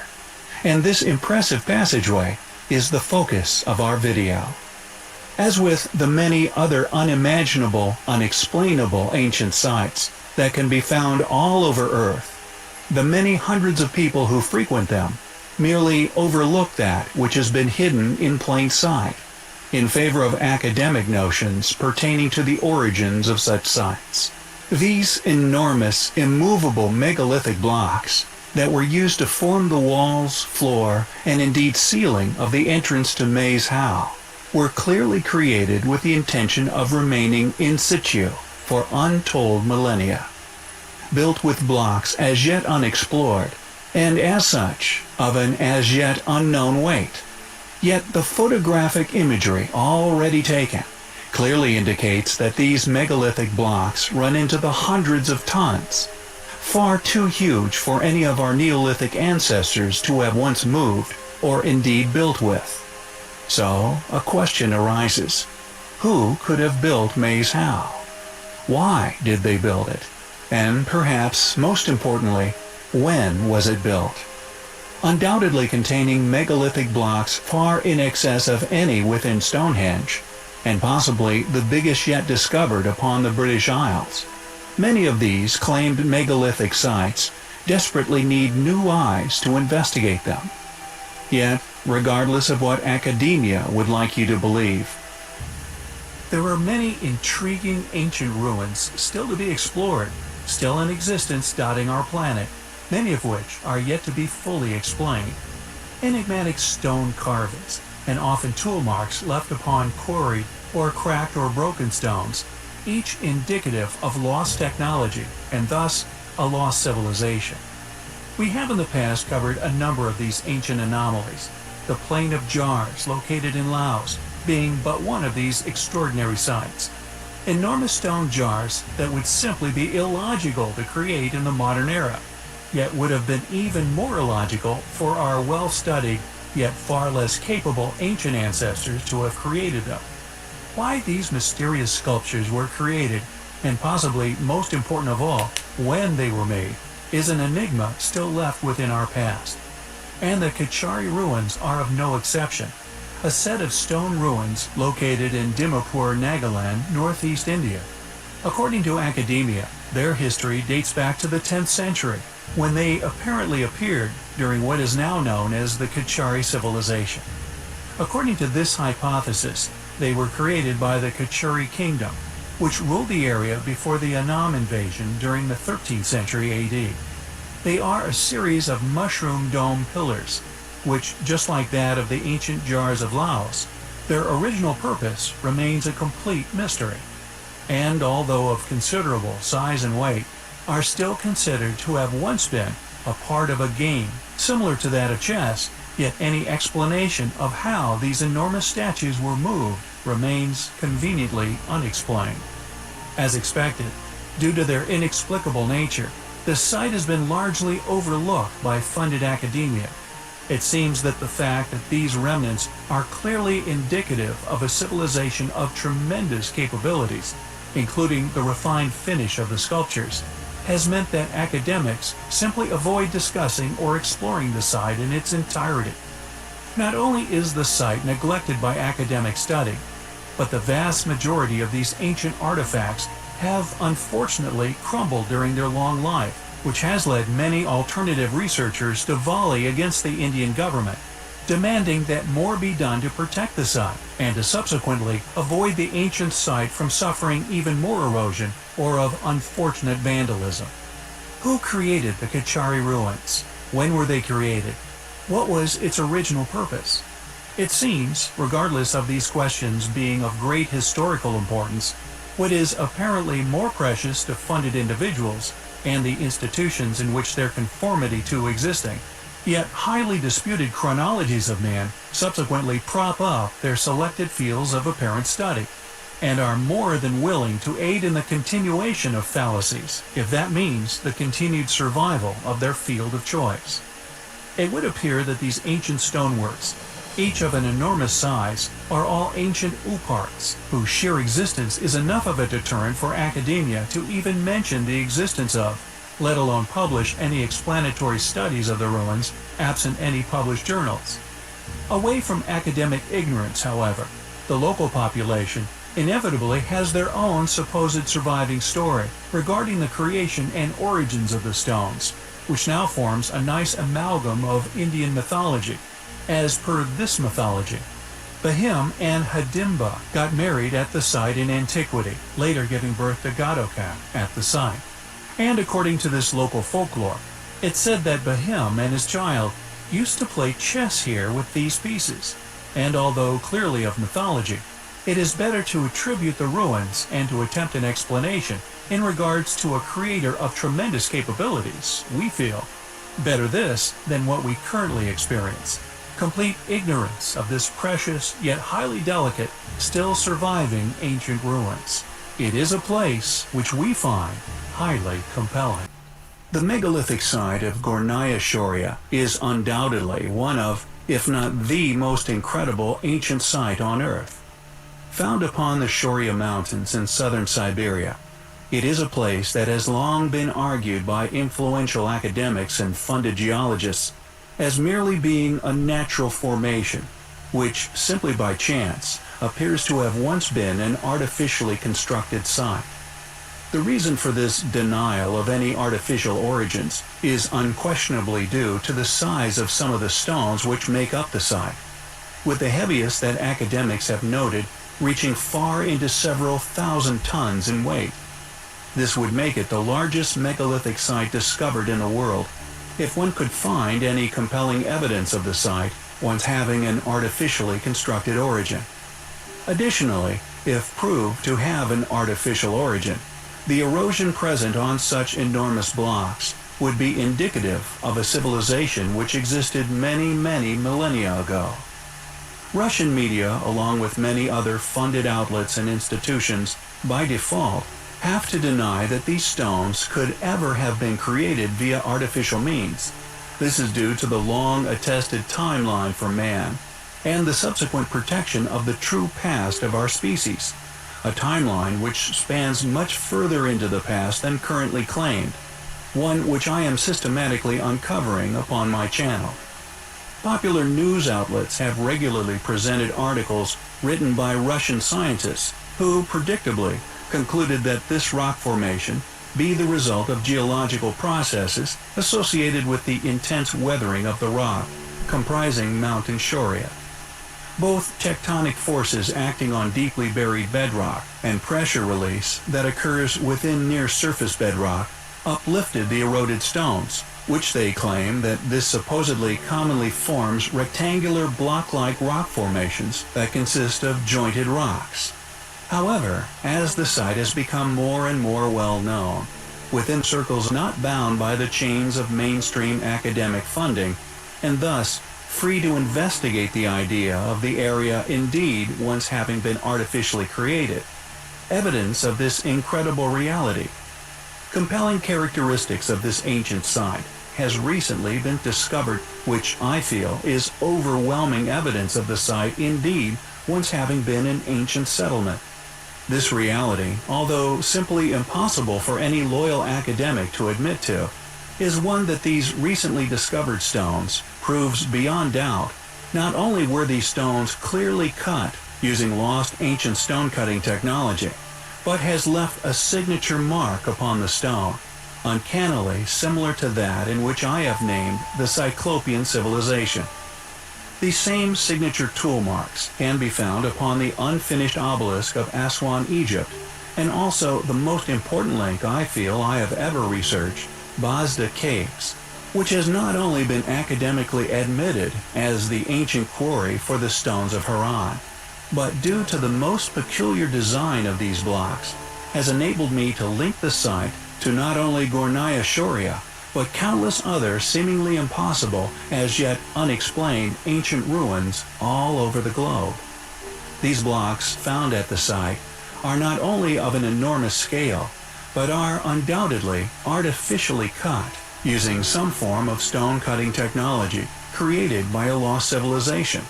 These stones, I feel, not only prove the site's artificial origins, but due to the pattern left by the tools which worked them into the shape that they are today, was built by the same civilization responsible for Baalbek, which also contains stones which are well over 1,000 tons in weight. The unfinished obelisk, which is also well over 1,000 tons.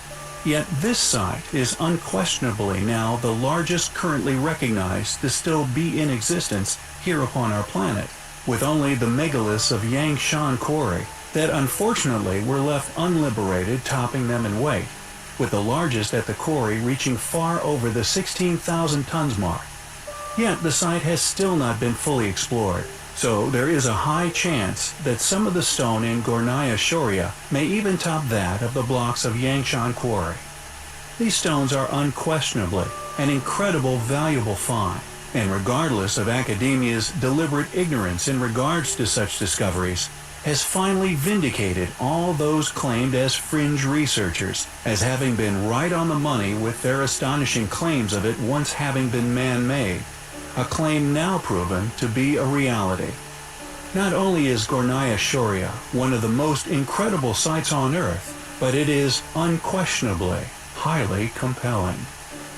We recently shared some compelling evidence suggesting that a number of megalithic sites dotted all around the world are far older than the civilizations claimed as the builders. It seems that as modern academia has gained a stranglehold on the education of mankind, it has willfully ignored, and in some cases suppressed, the truth regarding many unexplained ancient ruins found all over Earth. The pregnant woman of Baalbek, for example, a megalithic stone many attribute as the largest ever man-moved stone, and although many stones slightly lighter can be found effortlessly placed within ancient structures everywhere. Academia stresses that it couldn't be moved any further. The same can be seen with Yangshan Quarry in China, home to the largest known cut megalith in the world. Again, academia suggests that this stone was abandoned due to its size, completely ignoring the enigmatic notches, indicating that the entire shape of these enormous rocks had actually been carved prior to their attempted liberation from the bedrock. They insisted that it was abandoned suddenly, not due to unknown circumstances, but due to them not able to move them. And although the ancient Egyptians, and better known seagoing Romans themselves, claimed ownership to many of these perplexing structures, and clearly displaying a severe level of erosion, there are some sites coming to light which have seemingly been left to the eons, never again being claimed as another's work. Deep within the southern wildernesses of Siberia lies the mountain of Shoria. Rarely visited by humans, and even less frequently studied, this remote mountain, however, was a few years ago discovered to be the home of something astonishing. Now known as the Gornaya Shoria megaliths, their truly astonishing enormity has made it hard for certain fields of study to even give this place a second glance.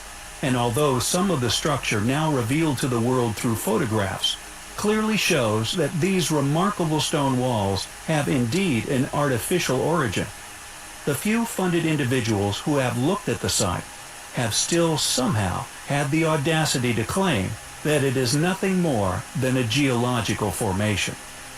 Made with stone bricks many times larger than the stone of the pregnant woman, and with them reaching high up into the heavens far above the tree lines, one has to wonder who could have built this Cyclopean wall. When did they build it? How did they build it? Where did such enormous stones come from? With such enormous structural blocks, it is no surprise that this mind-boggling structure has survived the tests of time. A remarkable location, one which needs serious archaeological explorations in search of remains, so we may one day ascertain the true builders of this amazing. We have, in the past, explored the incredible discovery of the mythological animal sculptures of Persepolis, now known as the Lamisil. We detailed the difficulty involved in transporting just a single example of one to London a mere century ago. Yet, it would seem a similar situation seemingly also occurred at the ancient site of Amethyst, one in which the French quietly endured and restrictively documented. Located east of Ajo Tychonis, next to Limassol in southern Cyprus, strategically commanding a stunning view of the surrounding Mediterranean landscape. The main acropolis of Amethyst, sitting just out of reach of the tourist track, atop the hill above.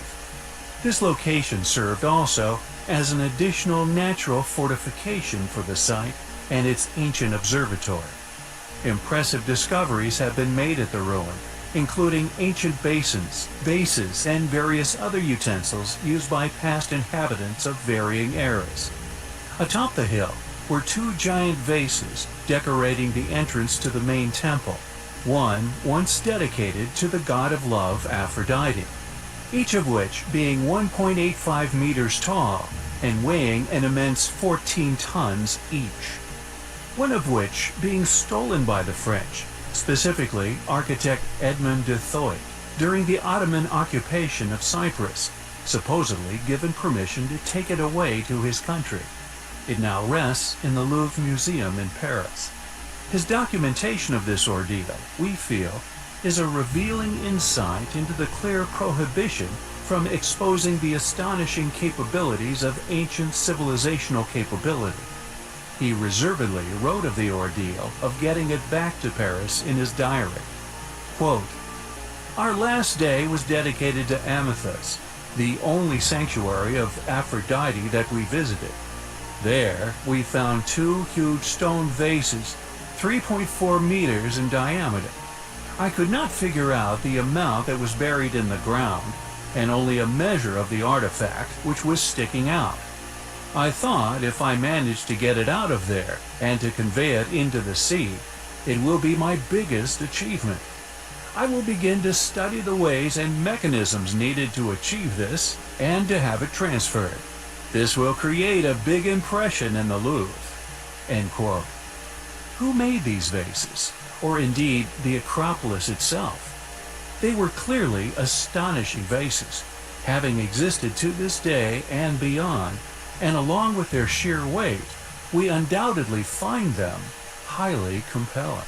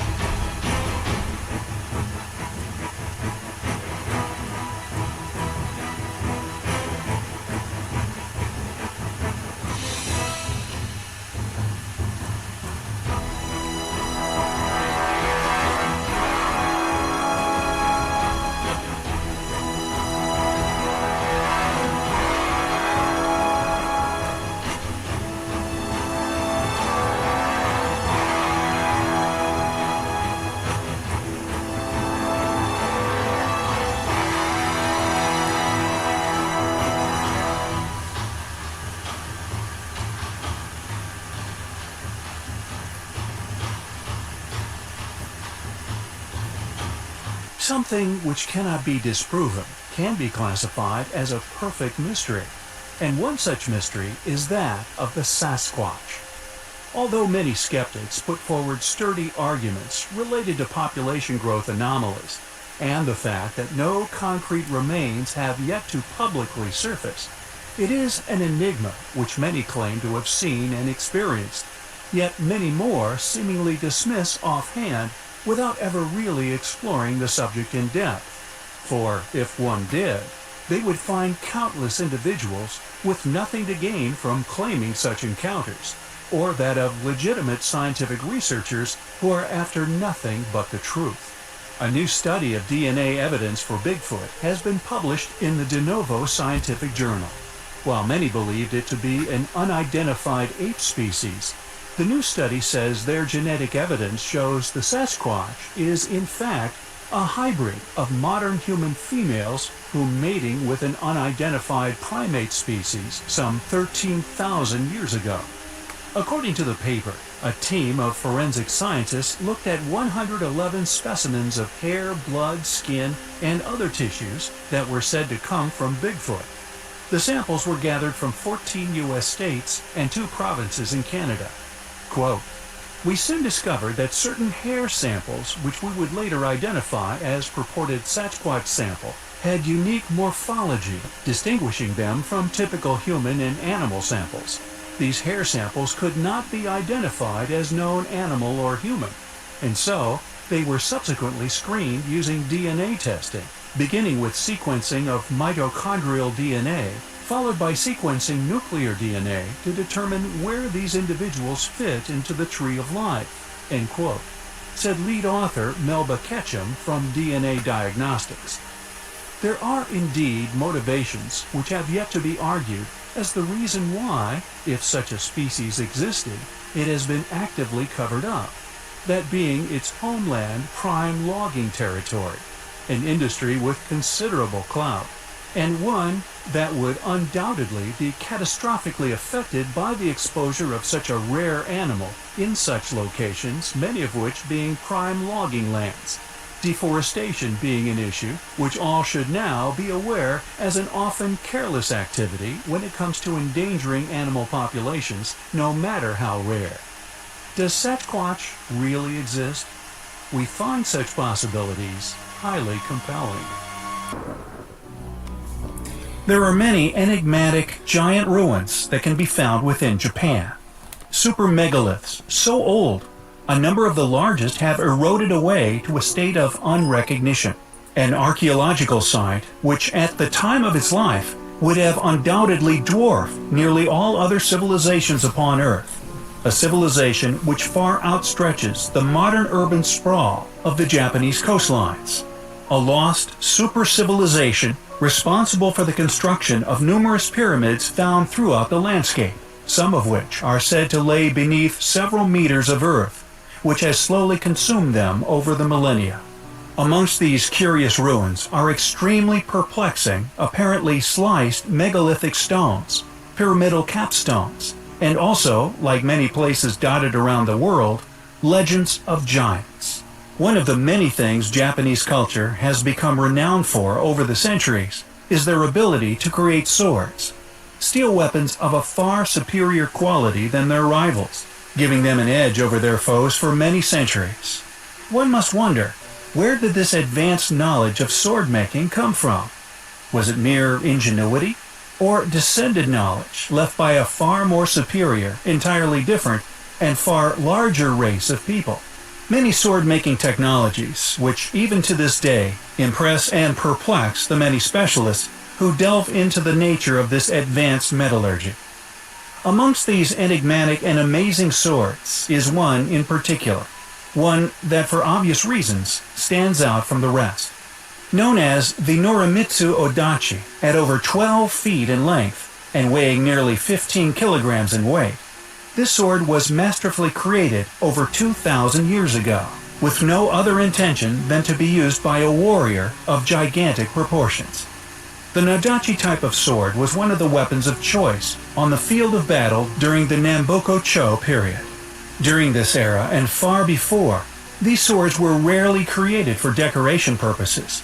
The price of their construction, the time and care needed in creating just one single sword, meant that most were indeed manufactured for the purpose of battle. Additionally, the cost of creating such an enormous sword would have been considerable. Was this enormous sword once used by an equally enormous warrior? Understandably, many have denied such explanations as a tangible possibility. Yet regardless, a satisfactory explanation for the creation of such an amazing object remains to be seen. Japan is a country full of ancient architecture, still to be explained by modern fields of study, with much of the method of construction indicative of lost knowledge. We have in the past covered a number of these ancient anomalies, yet after receiving a message from one of our viewers, we have yet again been provided with a lead which has resulted in us adding to this long list of ancient wonders. With a smorgasbord of previously unnoticed ancient masonry, which is still in existence at a number of ancient sites throughout the country. Many of these sites, thanks to the tremendous efficiency of their original constructors, are still in use to this day. Mostly labeled as castles, these additional discoveries further corroborates a hypothesis we presented nearly 2 years ago. A posit of a past mega-metropolis, or now lost super-civilization, having once called Japan home. Chris Gorman had previously visited Shuri Castle in Okinawa with his family, and after watching the studies regarding masonry on the channel, recalled seeing this same, now lost method of advanced stone building at the ancient site. He stated, and I quote, "I'm writing to you after watching your video regarding masonry.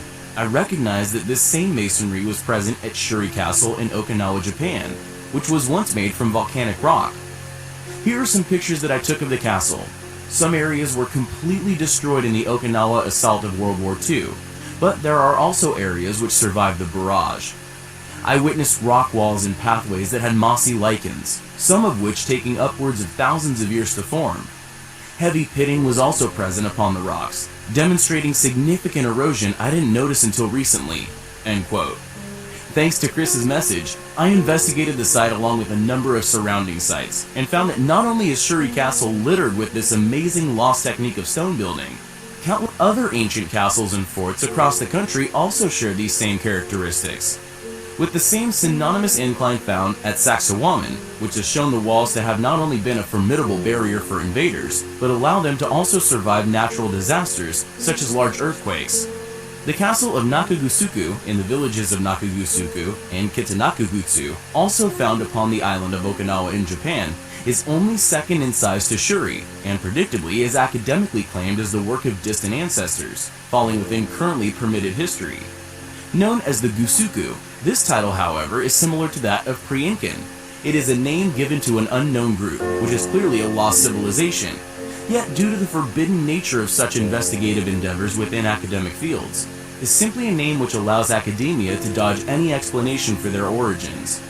Gusuku often refers to the castles or fortresses of the Ryukyu archipelago, which we have now realized are all remnants of a past highly capable, technologically advanced lost civilization, with the origins of which among those who have the courage to study such unexplainable ruins remains a controversial subject, one forbidden by funded institutional individuals from discussing. In the archaeology of the current Okinawa prefecture, the Gusuku period refers to the archaeological period believed to have followed the, quote, Mound of Shells period, all located in the Ryukyu kingdom, which the channel now strongly believes as a whole is evidence of a past, now academically concealed megametropolis, which were all the work of the same now lost civilization, and were all connected parts of this same settlement. Regardless of their controversial nature, many Gusuku ruins of the Okinawa island are fortunately listed as World Heritage Sites by UNESCO. Listed under the name of the Gusuku sites and associated cultural properties of Ryukyu Kingdom, they are undoubtedly highly compelling. The underground cities of Cappadocia, Turkey, number more than 200 and are spread across the entire region. It is highly possible that there is many more lying below the surface, just waiting to be found. Of all the underground cities discovered so far, the most awe-inspiring is perhaps the Derinkuyu city. It was discovered by accident in 1963, When a local family was renovating a house, a wall gave way to reveal a passage that led to this underground network. According to National Geographic, it is 11 levels deep, descending more than 280 feet to the bedrock, covering an area of over 4 miles squared.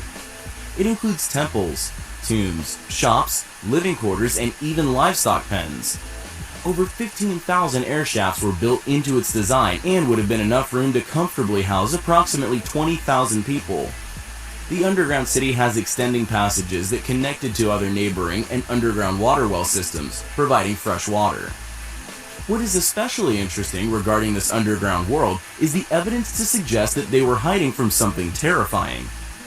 A sophisticated security system consisting of a particular build design, accompanied by numerous gigantic rolling stone blocking doors that would seal the city from the inside.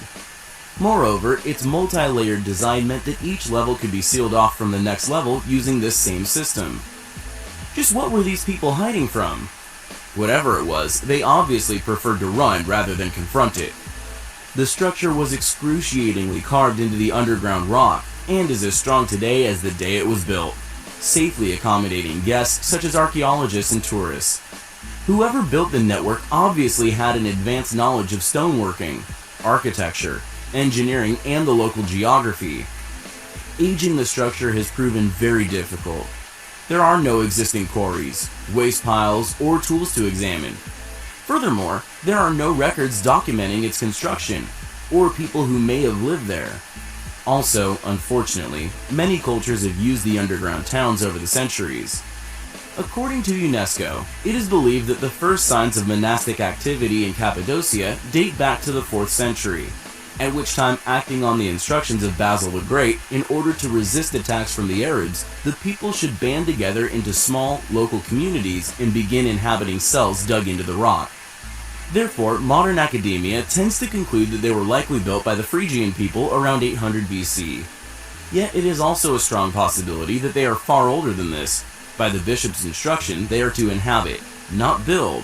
Therefore, it's safe to assume he was aware of their existence, rather than the person who thought them up. Some believe the underground caves were constructed by the very ancient Persian king Yima. Yima, attributed as mythological by many, is said to have had a lifespan of more than 900 years, a common feature of biblical figures as well. The Zoroastrian text Vendidad states that Yima built an underground city on the orders of the god Ahura Mazda to protect his people from a catastrophic winter. Much like the account of Noah in the Bible, Yima was instructed to collect pairs of the best animals and people as well as the best seeds in order to reseed the earth after the winter cataclysm. This was before the last ice age, 110,000 years ago. Hi guys, so today I wanted to share with you an amazing story. It's about a very bright 15-year-old young lad named William Gadori. He has found something archaeologists have missed for centuries. The young lad often wondered why Mayan cities were not located near rivers, and seemed to be randomly plotted. This is where the boy made a miraculous discovery. He realized that the ancient ruins aligned with star constellations above, and by using Google Earth, he managed to match up 117 ancient Mayan ruins with star constellations, even discovering a set of 3 stars the Mayans clearly held in high regards, that we were unaware of previously. I did not understand why the Maya built their cities away from rivers, on marginal lands, and in the mountains, Gadori told French-Canadian magazine Journal de Montreal. They had to have another reason, and as they worshipped the stars, the idea came to me to verify my hypothesis. I was really surprised and excited when I realized that the most brilliant stars of the constellations matched the largest Maya cities. By plotting these star locations, William has seemingly discovered the ruins of a very ancient pyramid, accompanied by a city in ruins, untouched by humans for over 1,000 years. As Daniel Delisle from the Canadian Space Agency told Samuel Osborne at The Independent, the satellite images revealed certain linear features on the forest floor that looked anything but natural. There are enough items to suggest it could be a man-made structure, he said. Gadori has tentatively named the lost city Kaakchi, meaning Fire Mount, and will be working with researchers from the Canadian Space Agency to get his discovery published in a peer-reviewed journal. He'll also be presenting his findings at Brazil's International Science Fair in 2017. However, in a strange development, A scientist, supposedly, quote, familiar with this Mexican region where the odd city-like features have been discovered, says at least one of them is an abandoned cornfield. How he knows this is unknown. We visited them, and my grad students know them quite well. Anthropologist Geoffrey E. Braswell from the University of California, San Diego's Mesoamerican Archaeology Laboratory told George Dvorsky at Gizmodo. Whether this is an attempt at concealing the finds from the public is unknown, but it is sure to put a halt to a public disclosure of all of Godory's finds at Brazil's science fair. There are indeed confirmed lost Mayan cities in this region, 2 only being discovered last year. One was a completely new find, while the other was a rediscovery, a confirmation of reports of its existence. With the young man coming up with such a compelling theory, complete with confirmed hypothesis, and ruins being confirmed as dotting the 1,800 square mile region of jungle, you have to wonder how specialists construct such positive leads off from such a bright young person without further investigation, whether withheld from public scrutiny or not.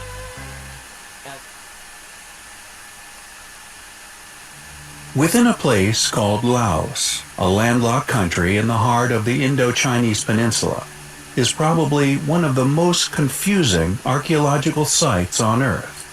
We have often covered possible evidence left within countless newspaper archives, log witness testimonies, and indeed many stolen bodies of a type of ancient human far larger than we are today. Additionally, there have been many intriguing ancient giant artifacts which have been found at many sites around the world, tools, utensils, and structures created in such scales they would be virtually useless in the hands of modern-sized people.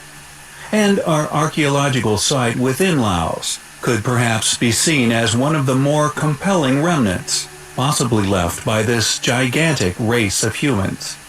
However, what is seemingly the most perplexing mystery regarding this site is the aptly named Frogman, discovered at the center of this entire historical puzzle. Known as the Plain of Jars, it is an enormous ancient site, littered with countless giant stone jars, manufactured to such a scale they are clearly too large for any practical use by humans of today.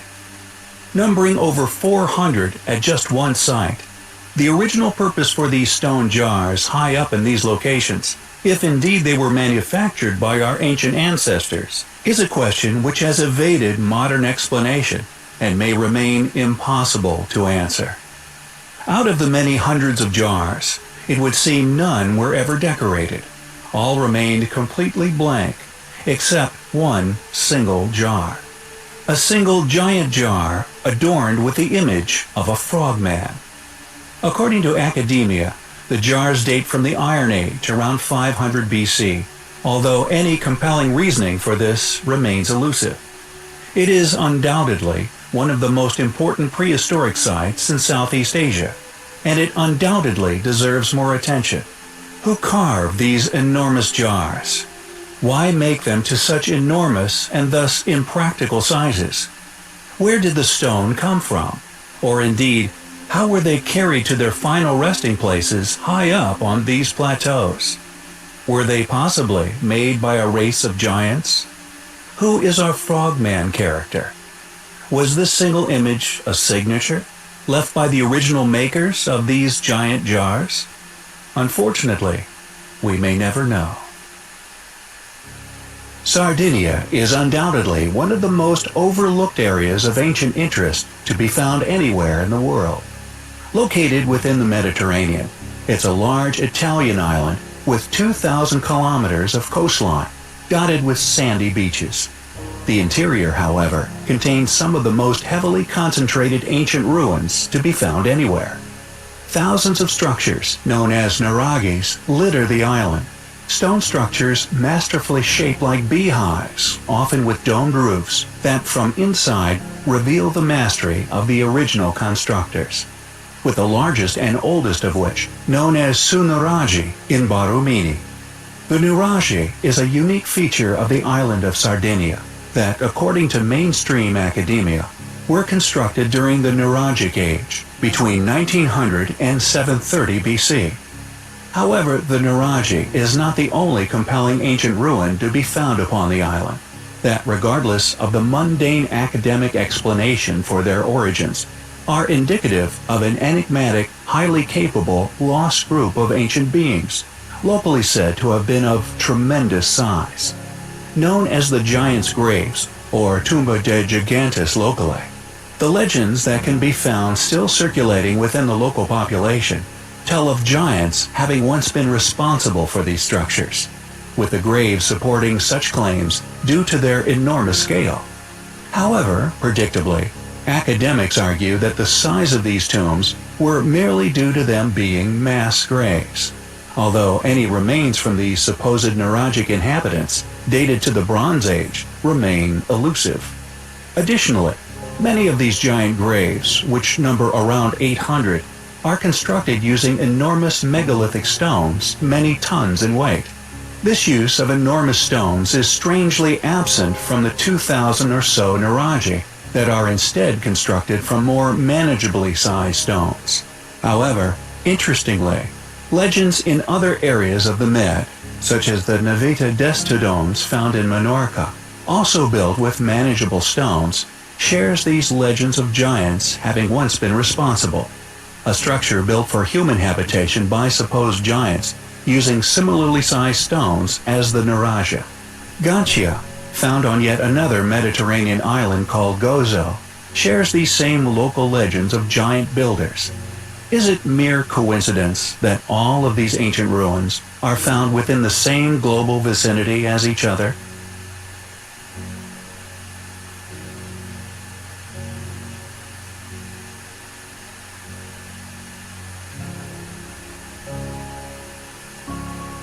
An extremely ancient ritual, still practiced within Sardinia, predating Christianity by a considerable time, could hold clues to the construction of these giants' graves. A carnival so old, the story behind its purpose has been lost throughout the ages. Depicting monsters of giant proportions, often covered in cowbells and adorned with horns or goats' heads, these monsters march through the local town, controlled as they go by human-looking counterparts, named the Izohadores.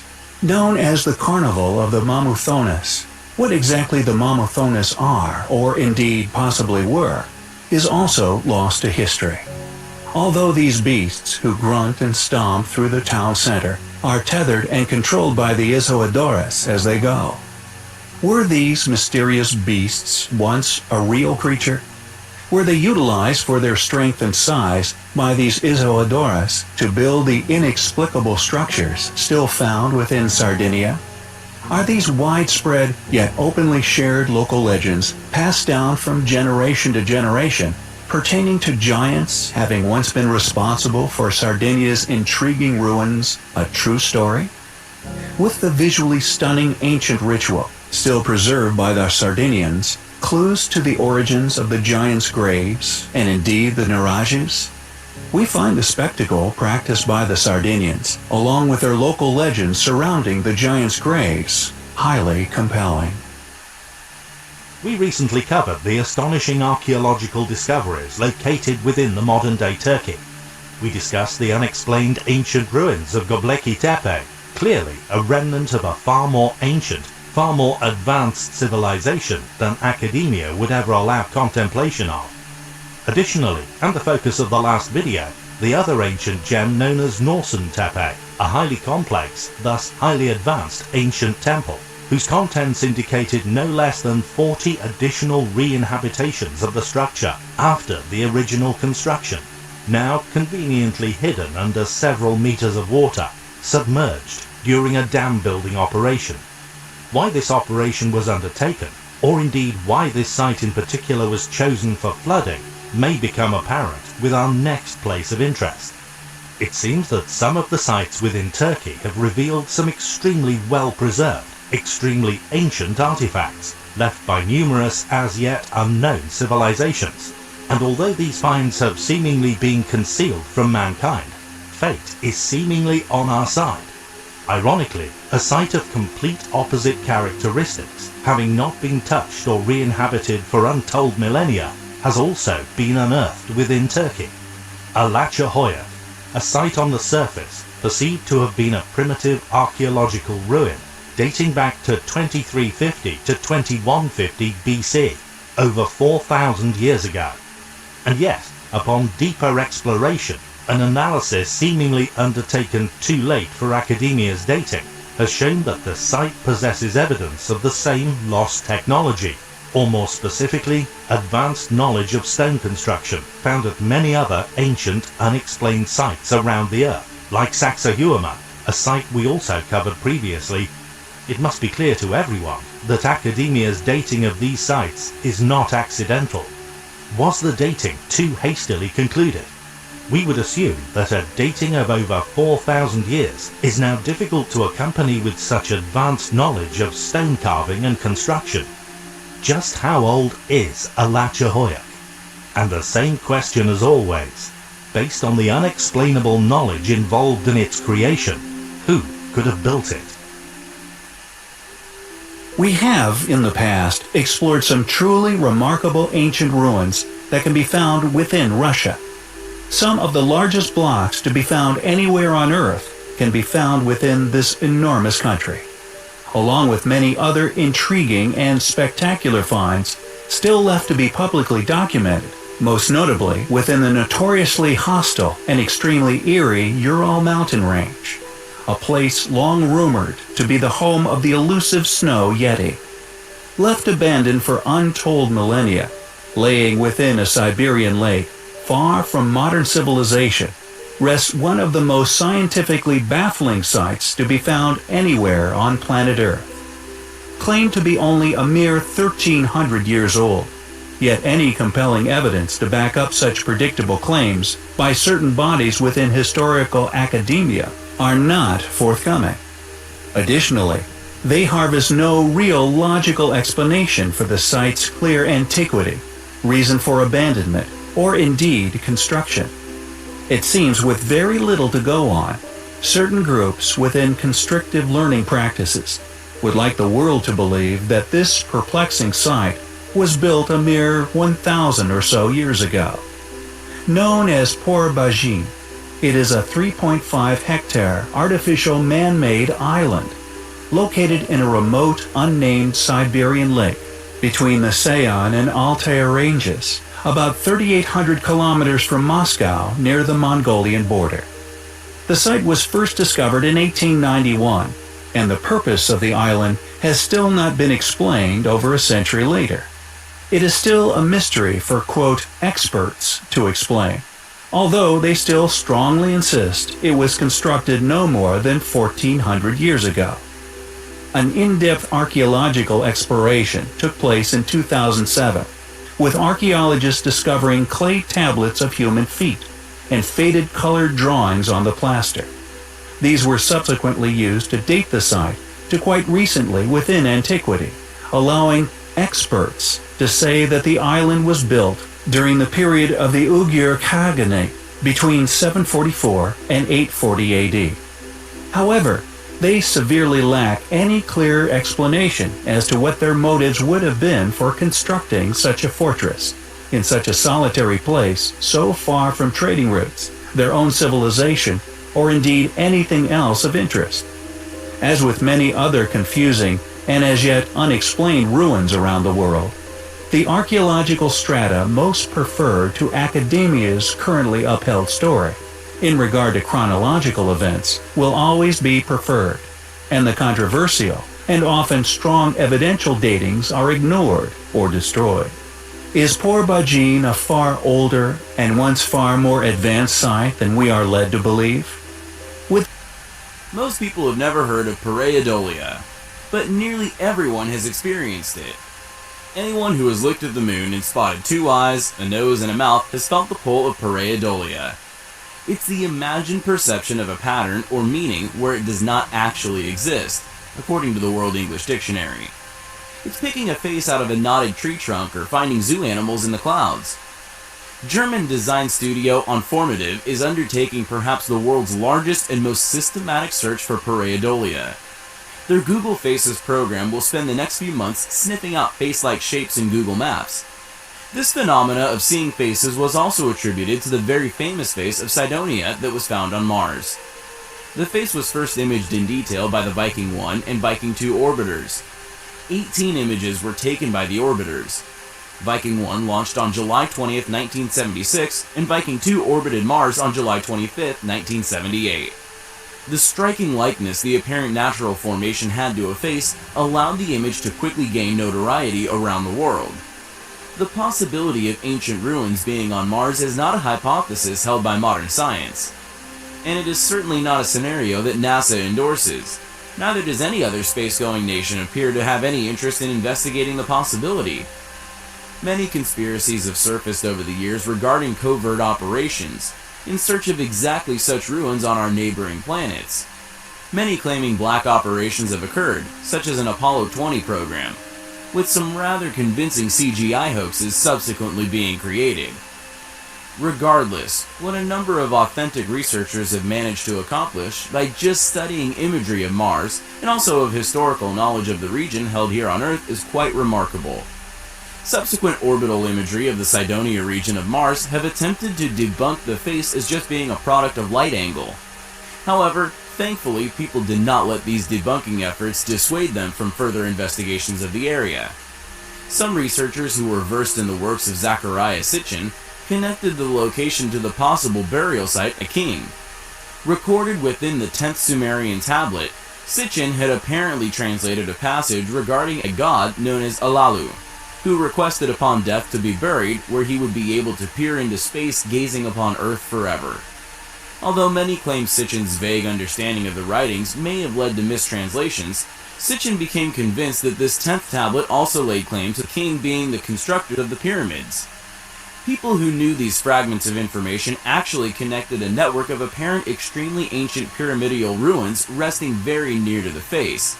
These remnants of once great structures undoubtedly align with the star constellation of Pleiades. What is astonishing is that these ruins would not have been discovered without Sitchin's translations. Was Sitchin right all along? Is this really proof of ancient ruins on our nearest neighbor? The alignments are certainly compelling and must be more than just coincidence. As always, thanks for watching, guys, and until next time, take care. Kulab, a site that I have previously covered and also personally exposed the true scale of.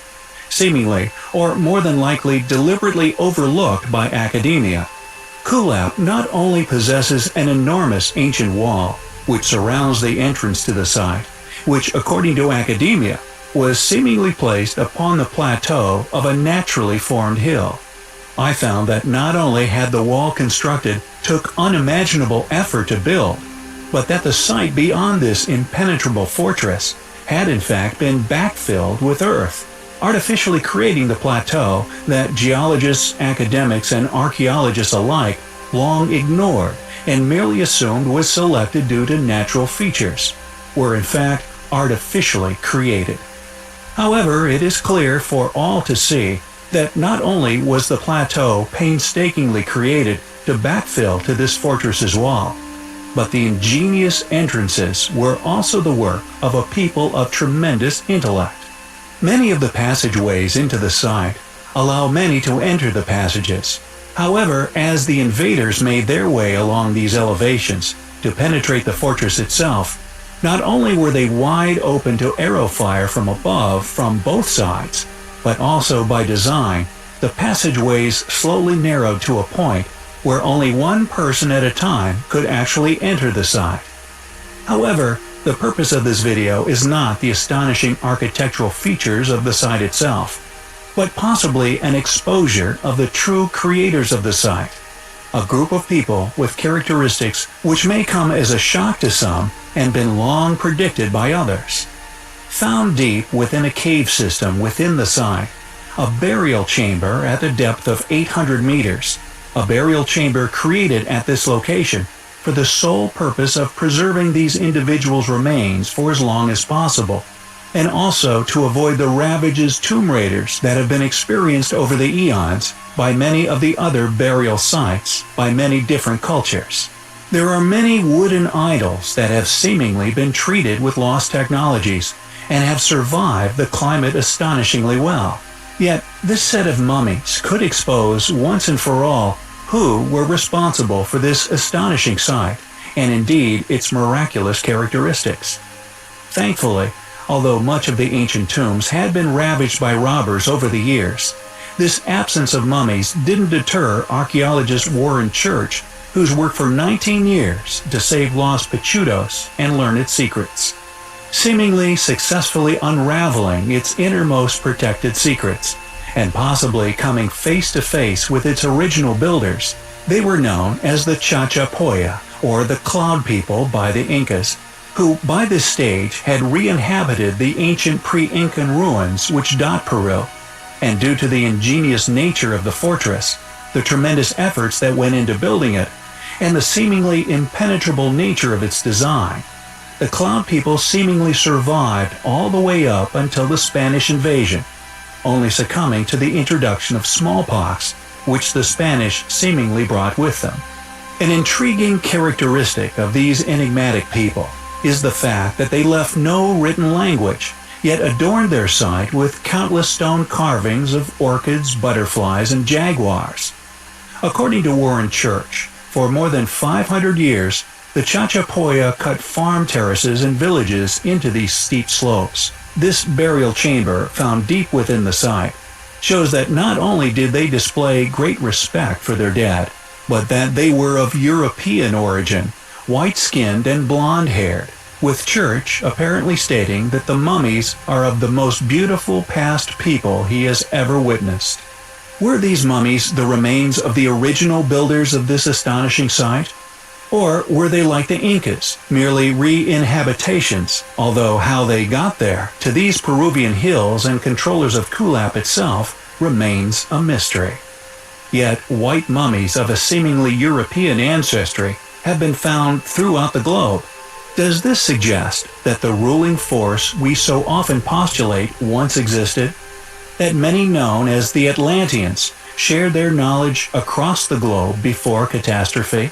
Regardless of their ethnicity, we find such research by Church highly admirable, and such discoveries highly compelling.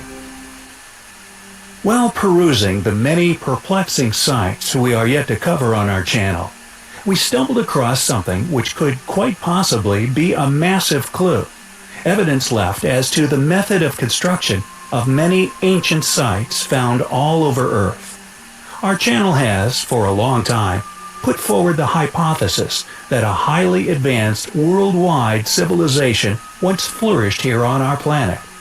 We believe that many of the ancient sites which display unexplained architecture were left by this lost people, placed far within our distant past. And once one begins to investigate these ruins with this possibility in mind, you start to notice some compelling things regarding these amazing sites. For example, the metal clamps we have previously covered, often created using impressive mixes of alloys and somehow poured molten, could now be seen as earlier architectural examples less than the mortarless, mysteriously notched stonework, also found in similar areas all over the world, with the more precise and thus more impressive stonework seen as a later, more sophisticated method of construction. What's more, although virtually all ancient sites have been dated to the most convenient suspects within known taught history, there also exists the numerous caves and temples, hewn from the solid bedrocks, carved with such accuracy and vision, they elude recreation even by our modern-day technology. And while looking at an amazing rock-cut cave within the site of Mamallapuram, India, a site we are now convinced was left by this same civilization, a curious piece of evidence seemingly presented itself. Upon the roughly finished roof of this ancient cave is evidence left by the same technology used to not only cut the astonishingly huge Longyu caves, but also the abandoned Langshan quarry, both in China. This discovery, we believe, is only just the beginning of a realization that these telltale signatures are present at many other unexplained sites around the world. We have long stipulated that many of the ancient ruins claimed by our more modern-day ancestors are most likely not their actual creations. If the structure does date to this more recent age, they are usually found to be sitting upon the telltale remnants of a highly precise ancient foundation originally left by this elusive group. Who were these amazing people? When did they flourish here on Earth? What happened to them? Why did they never record how they created such wonders? Although it is easy for skeptics to argue that the caves and architecture were merely created through excruciating hard labor, any practical demonstration of this has eluded us for many centuries. Furthermore, many of the extensive cave excavations found all over the world, presumably dating back to this bygone age, are all absent any waste, as if the machine tasked with creating these underground labyrinths turned stone to dust. And although the technology and/or possible machinery tasked with the job has evaded modern archaeology to this point, it is clearly another piece of evidence which takes us one step closer to unraveling the true history of our planet. Bozda Cave, within modern-day Turkey, is unquestionably an astonishing place. An enormous cave system that many people simply assume is a natural formation, with select areas quarried out, subsequently used to build numerous ruins throughout the area. However, what many people have seemingly overlooked, and we presume funded academics have deliberately ignored, are the signatures left all over the stonework throughout the network of caverns, strongly indicating that this huge complex was once, somehow, hewn by ancient man. Also, and perhaps most intriguingly, is that this task was completed using a number of different advanced tools, whose marking, thanks to ours and others' astute research, has also been found scarred upon many other ancient sites, some located far away from this enigmatic cave system. The stone, once quarried out to create this enormous cavern, subsequently located as having been used to create a number of remarkable precision-cut monuments, including a once existing wall which surrounded an ancient site known as Hairan. Additionally, due to the realization of this quarried stone having been used in Hairan, in addition to our own previous research, we have successfully linked Bozda to yet more ancient ruins, all dated to vastly different eras within history. Thanks to our channel's creator possessing a photographic memory, we have correlated undeniable characteristic similarities, connecting many of these ancient sites throughout the world. Firstly, the signatures left by advanced stone-cutting technologies, tool marks left upon the cave system's walls, scars upon the stonework, which are present at many other sites, Baalbek in Lebanon, Petra in Jordan, Yangshan Quarry within China, and at least 2 rock-cut monuments within India, the roof of a precision-cut cave, and an unfinished temple known as Veduvan Koil. This crescent-shaped scarring, often of an overlapping fashion, we feel is reminiscent of scars left by modern-day tunnel boring equipment. Yet due to the lack of in-depth research surrounding such anomalies, with these tool marks, as far as we are aware, only receiving limited attention at Baalbek and merely photographed at Yangshan, have begun to name such markings ourselves in an effort to categorize and identify such curiosities being discovered worldwide, with these now known to us as crescent cup and ring marks.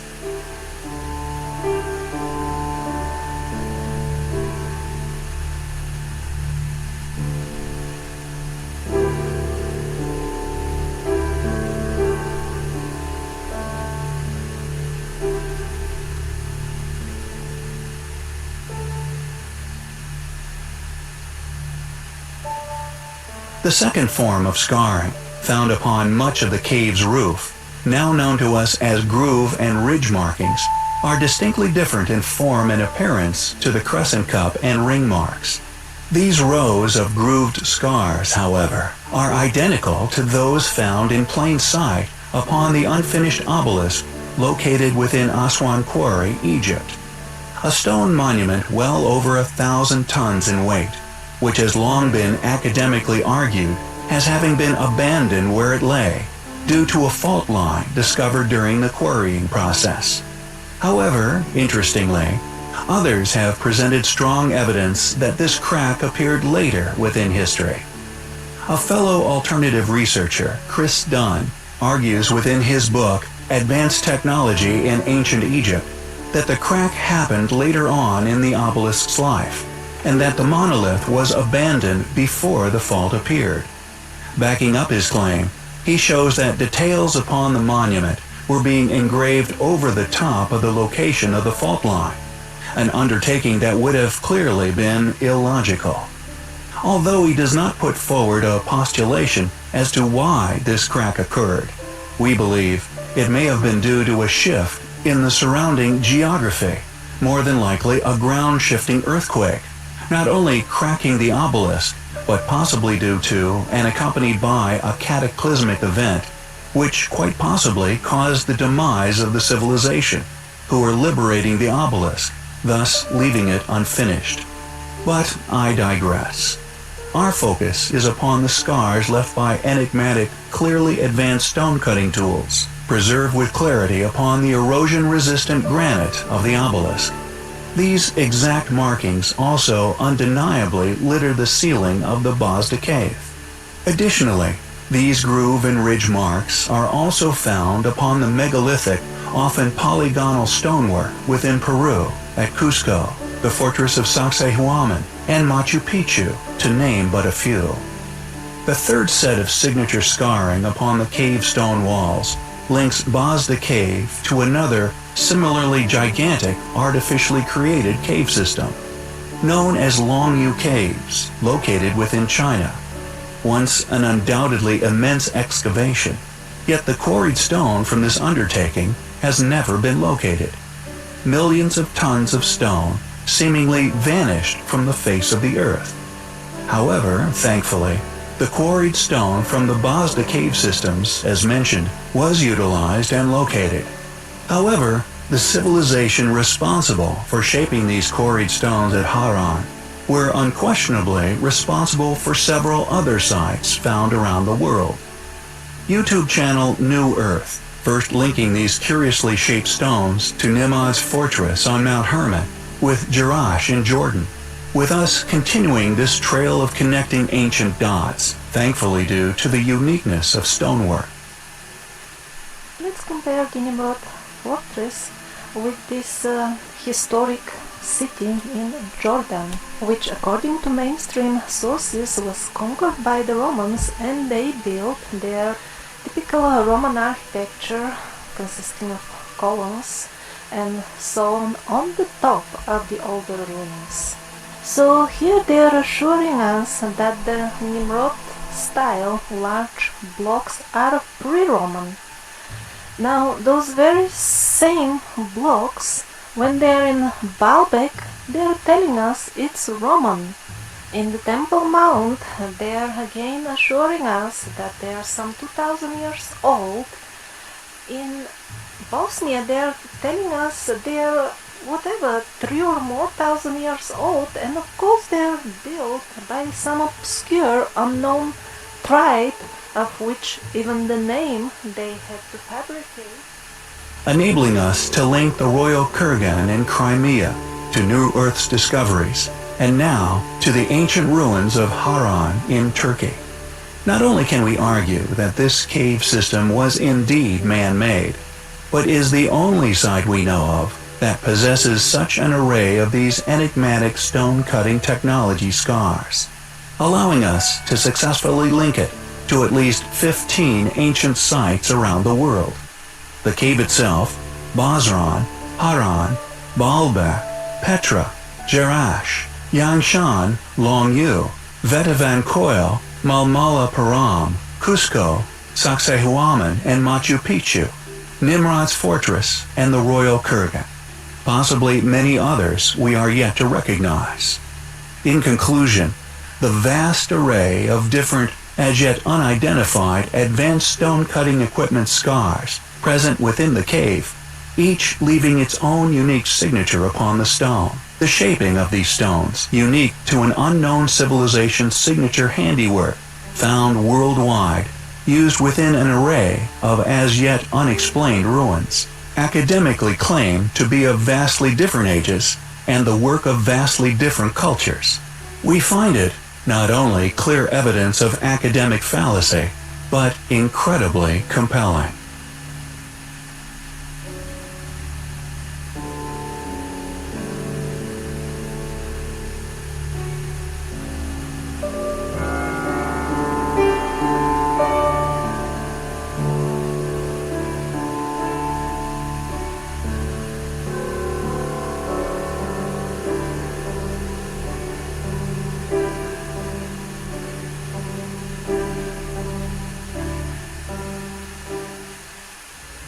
Due to the rigidity of academic opinion regarding the history of man, many sites are stubbornly attributed to civilizations that were simply incapable of their construction.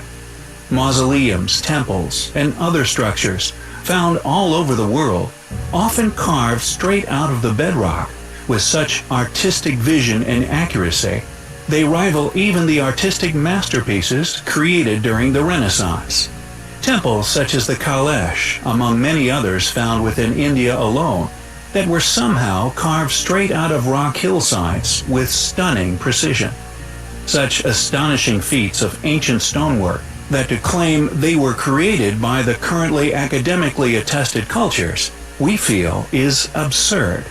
Not only are many of these ancient, unexplainable structures built with the utilization of seemingly impossibly huge megalithic blocks, but they also display masonry techniques and refined stone carving that we believe the only logical explanation for their origins is that of a once highly capable, technologically advanced civilization's workmanship. For example, our recent research surrounding the Bosda cave system, the confirmed quarry for the nearby ancient ruins of Haran, with a focus on the stone-cutting tool marks found within, and indeed the easily identifiable shape of the blocks built from this undertaking, we perceive as a possible missing link now connecting a vast number of ancient ruins around the world.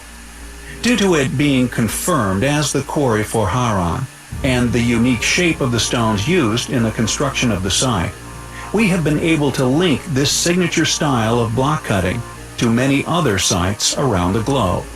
With the astonishing ancient rock-cut structures found at the site known as Myra, now also identified as one of these sites, predictably claimed as tombs by academia.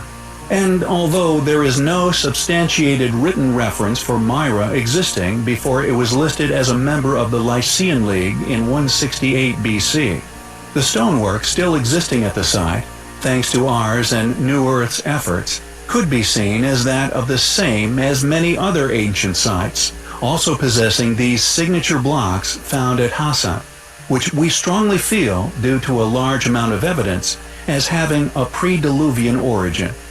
These identifiable features most notably found within the theater of Myra, and although the flooring has been robbed out, which we presume was once polygonal, just like that of the flooring found still existing at the ancient amphitheater of Delphi. Additionally, the precision with which these pertained tombs were cut into the sheer cliff face is to us clear evidence of a civilization's work far more capable than that of the academically claimed builders, the Iron Age Lycians, or even the Greeks. We suspect, like the many other incredibly built ancient sites around the world, this site was merely re-inhabited by later civilizations, utilized and indeed claimed as their work, not only due to an absence of documentation of their existence prior to this habitation, making academia's claim to their creators an easy assertion to make, but also due to the perceived illusionary capabilities that these monuments would have lent to the Greeks, and prior to them, the Lycians' architectural skills. There are two necropolis of these rock-cut temple fronts found at Myra, the first being the river necropolis, and the second being the ocean necropolis. The best-known tomb in the river necropolis is the Lion's Tomb, also called the Painted Tomb. This name given to the tomb by traveler Charles Fellows, who in 1840 found the tomb to have still been colorfully painted in red, yellow, and blue. Lycia is known to history since the records of ancient Egypt and the Hittite Empire in the Late Bronze Age. It was populated by speakers of the Luwian language group. Written records began to be inscribed in stone in the Lycian language after Lycia's involuntary incorporation into the Achaemenid Empire during the Iron Age, with ancient sources indicating that an even older name for the region was Alope. How can academics continue to claim that such precisely cut stone structures were the work of such primitive cultures? We believe it to be far more logical to presume that these precision-cut structures were already in existence during these eras, and probably the reason for the area's initial inhabitation. Who built the ancient rock-cut structures of Myra? Were they, as we postulate, created by the same advanced lost civilization we have linked through the stonework to sites the world over? It is undoubtedly an incredible location with particular identifiable features, which we find highly compelling. After many years exploring the remnants of a past highly advanced lost civilization, a civilization who after extensive study we have identified fingerprints of on literally every continent on Earth, whose identity we have relentlessly searched for, we now feel, after several astonishing realizations, that it may have been right under our nose this entire time. A civilization that, no matter which ancient ruin you find yourself within the world over, undoubtedly vanished during a mysterious event, coming to an untimely demise at the hands of a possible cataclysm, with many theories surrounding a great flood of biblical proportions. As most of you will be aware, there exists legends of a mysterious civilization which seemingly shares these rumors of demise, yet the connection between them, as far as the general population is aware, has never been made. A civilization that many a scholar has concluded was not only a highly capable, technologically advanced, and highly intelligent group, but was also hell-bent on world domination. This civilization is most commonly known as the Atlanteans. Illogically, however, regardless of the immense study of this group traveling far and wide in pursuit of this world control, we have only ever been told of them existing upon a single mystical continent, a place that has been searched for by countless people for over 2,500 years. Yet, predictably, academia staunchly deny any existence of this past culture, or indeed its influence upon a now lost part of human civilization. However, we feel this is a clue which will support our following assertions. Researchers and scholars worldwide have discussed Atlantis for many years, proposing a number of theories and personal opinions as to its past location. A theory of a single continental inhabitation we now feel has been a successful red herring, leading many a talented investigator down an inevitable dead end. Ken Feder, professor in archaeology, however, suggested several things regarding Atlantis in his book Frauds, Myths, and Mysteries, Science and Pseudoscience in Archaeology. Professor Ken suggested, as a result of extensive exhaustive study, that the Atlanteans were incredibly sophisticated, yet perceived as an evil culture that attempted to dominate the world by force. Professor Ken portrays the Atlantean civilization as an evil and war-based civilization whose only goal was conquest, a hypothesis we feel we can not only support, but extend upon with a large volume of our own research. A Swedish scientist and writer called Olaus Redbeck proposed a rather interesting theory between 1679 and 1702. He wrote a 3,000-page treatise comprising a total of 4 volumes called Atlantica, in which the author attempts to suggest, and indeed prove, that Sweden was Atlantis, the cradle of civilization, and that all human languages evolved from Swedish. We do not confirm nor deny this hypothesis, but we do feel, regardless of where the Atlanteans originated from, They were not existing upon a single mystical continent that sunk into the abyss, but were indeed the dominant force which could be found settled throughout the world. Through our own continuing extensive research of ancient ruins around the world, and the numerous links that we have individually made surrounding these particular ruins, technological characteristics, similarities in building techniques, and unexplained architectural advances, we have concluded that these technologies were shared, not constructed by the same group, but shared as if by a dominating force, varying from continent to continent in style, with slight alterations present in the techniques involved in the construction of many still surviving sophisticated ancient monuments. We have found, and indeed proven beyond doubt, that there is indeed undeniable links between the technologies used in their construction. For example, the enigmatic tool marks found upon megaliths are uncannily similar. The techniques used to build such monuments, such as metal clamps, although varying in shape and metallurgy, the actual knowledge behind such advancements seems to have been shared by a controlling ruling class, who we now feel matches the known identity of the Atlanteans, the only logical culprit, supported by historical rumor of their technological dominances, the only suspect present within ancient historical accounts. And although these scholars search for a particular continent, we feel we can argue were present on nearly all. Interestingly, there once existed an unquestionably important historical depiction found upon a Mayan plaque showing the extinction of this mythical advanced civilization at the hands of supravolcanic eruption and a resulting deluge. We hypothesize, and we feel quite logically, that Atlantis sunk due to a worldwide cataclysm, and although they may have indeed originated from a specific location, Atlantis was not a single continent, but the pre-Diluvian world, thus can be identified as the worldwide advanced civilization we have searched for, and regardless of our own continued research, which supports the existence of a civilization that does indeed match their description, clues have also been left to us regarding this possibility throughout history by some of the greatest philosophers to ever live. If, for example, a supervolcanic eruption was to occur, possibly triggered due to naturally occurring increases in solar energy, possibly a cyclical characteristic of our own sun, then this gigantic plume of ash would plunge the Earth into complete darkness for an unknown duration, possibly triggering an ice age.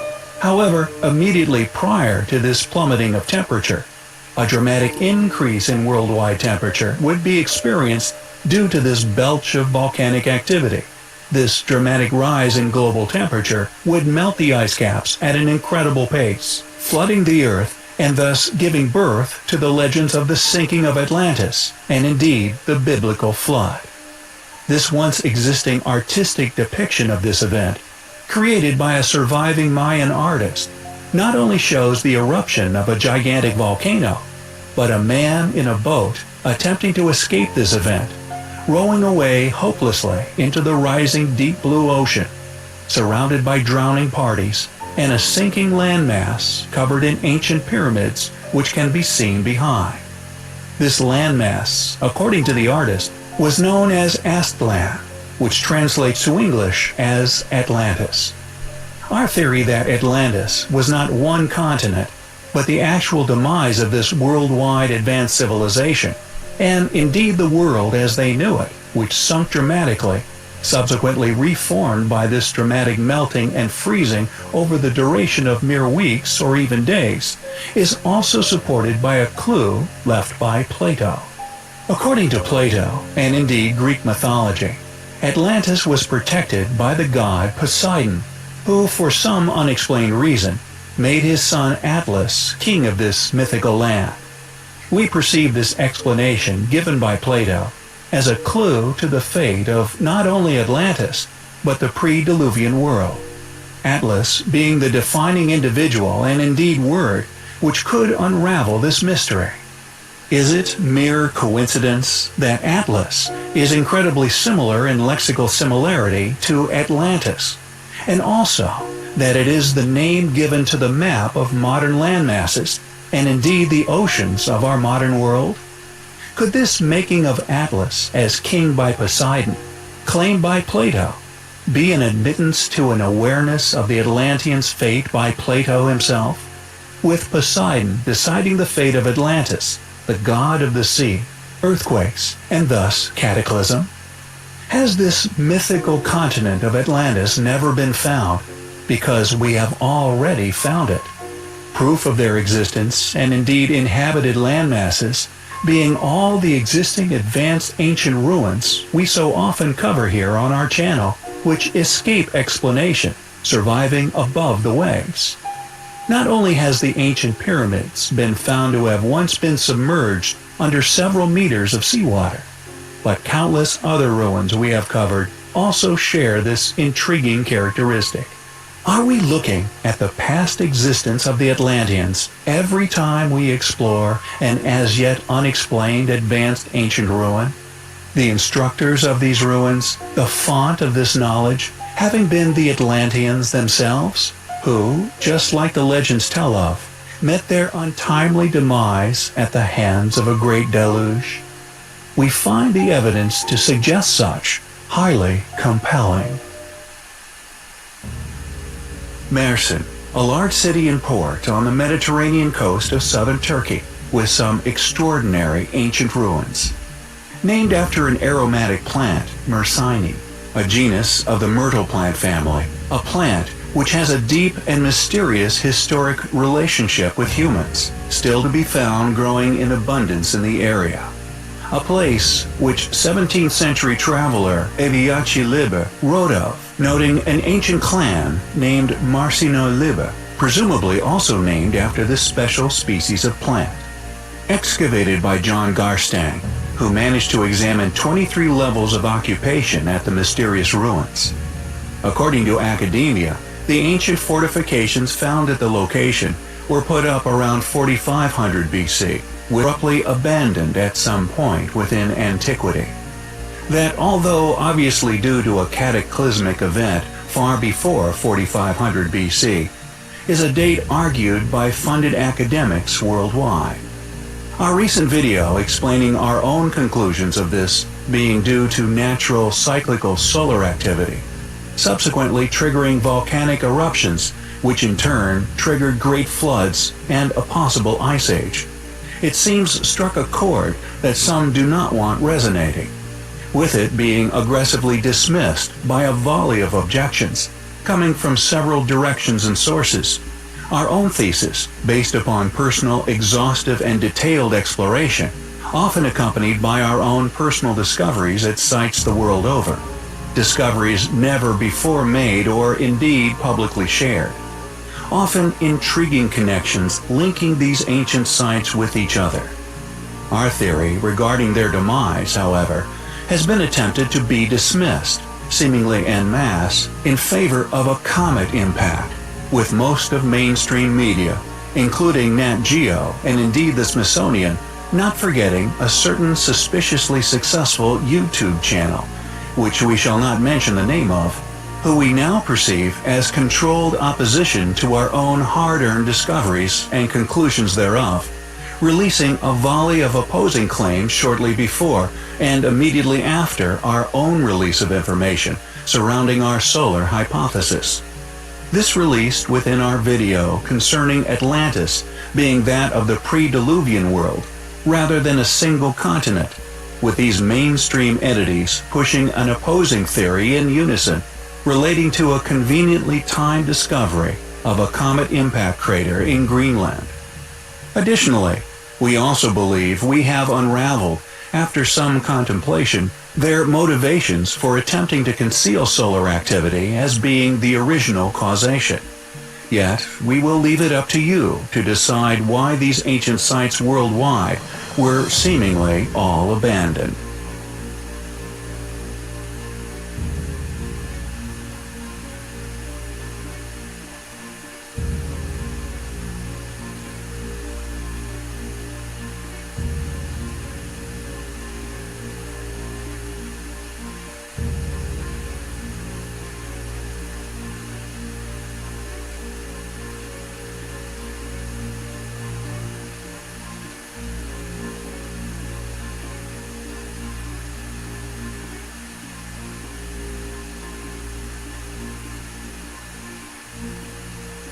Our reason for being reluctant to present a full expose of not only our discoveries regarding their motive for concealing solar activity, but also who would want to, is that we truly feel exposing such agendas would jeopardize our work in several ways.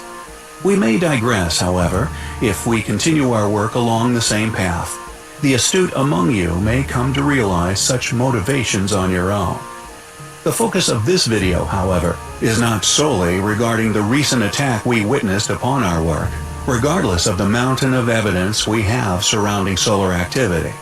It does not regard the nihilist worship of the sun, a culture we have long postulated were a surviving fragment of this once highly advanced civilization, or rather, what we now perceive was an obsession with the observation of the sun due to fearful memories, rather than that of worship, but rather the uncanny, advanced, as yet unexplainable architecture, which can be found dotting Mersenne and indeed the world.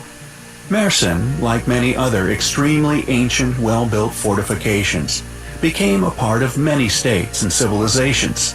The Hittites, Assyrians, Persians, Greeks, Seleucids, and Lagids, to name but a few.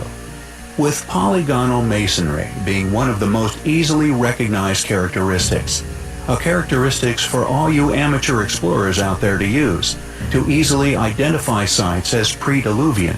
Littering the site, it is a sophisticated, unexplained form of masonry that is also found within Peru, Egypt, Necromanteon, uncannily similar in style, may we add, although many other Greek sites, such as Delphi, Italy, Japan, South Korea, Turkey, Lebanon, and so on.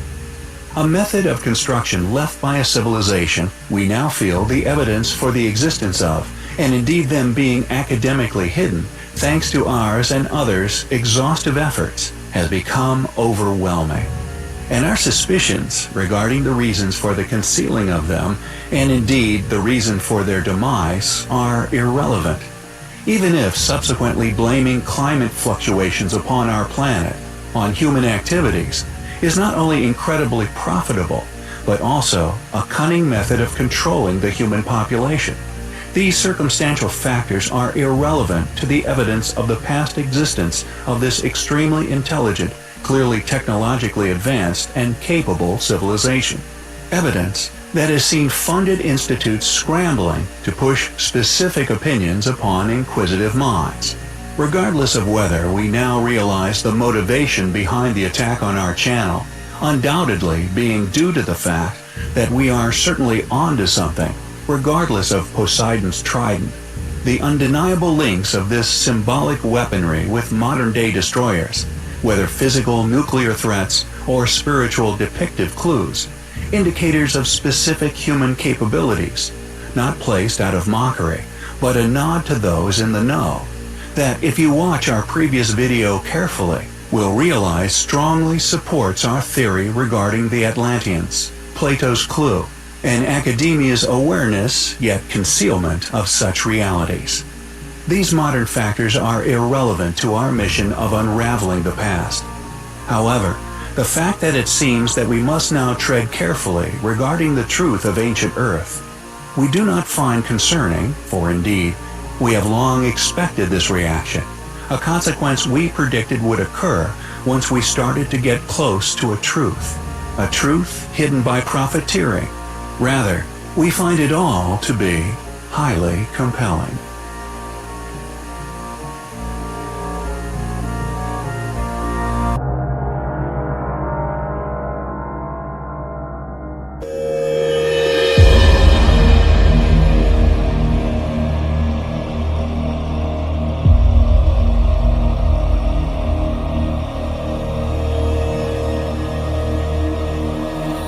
I always thought that my book Illuminati Secret Knowledge, Future Beyond Your Wildest Dreams was the greatest book I ever wrote, and I still think so. But once my readers saw Theory of Unthinkable, the day we killed God, they said this book exceeds everything ever created by any author. They believe that manuscript was not written by human, but by an alien, because it is so different from any other year's book. Here, science fiction and theory of of relativity are intertwined into religion, reincarnation, and holographic universe. The universe that was created by whom? How our creator look like? Like this, or like that, or maybe like this, or even this.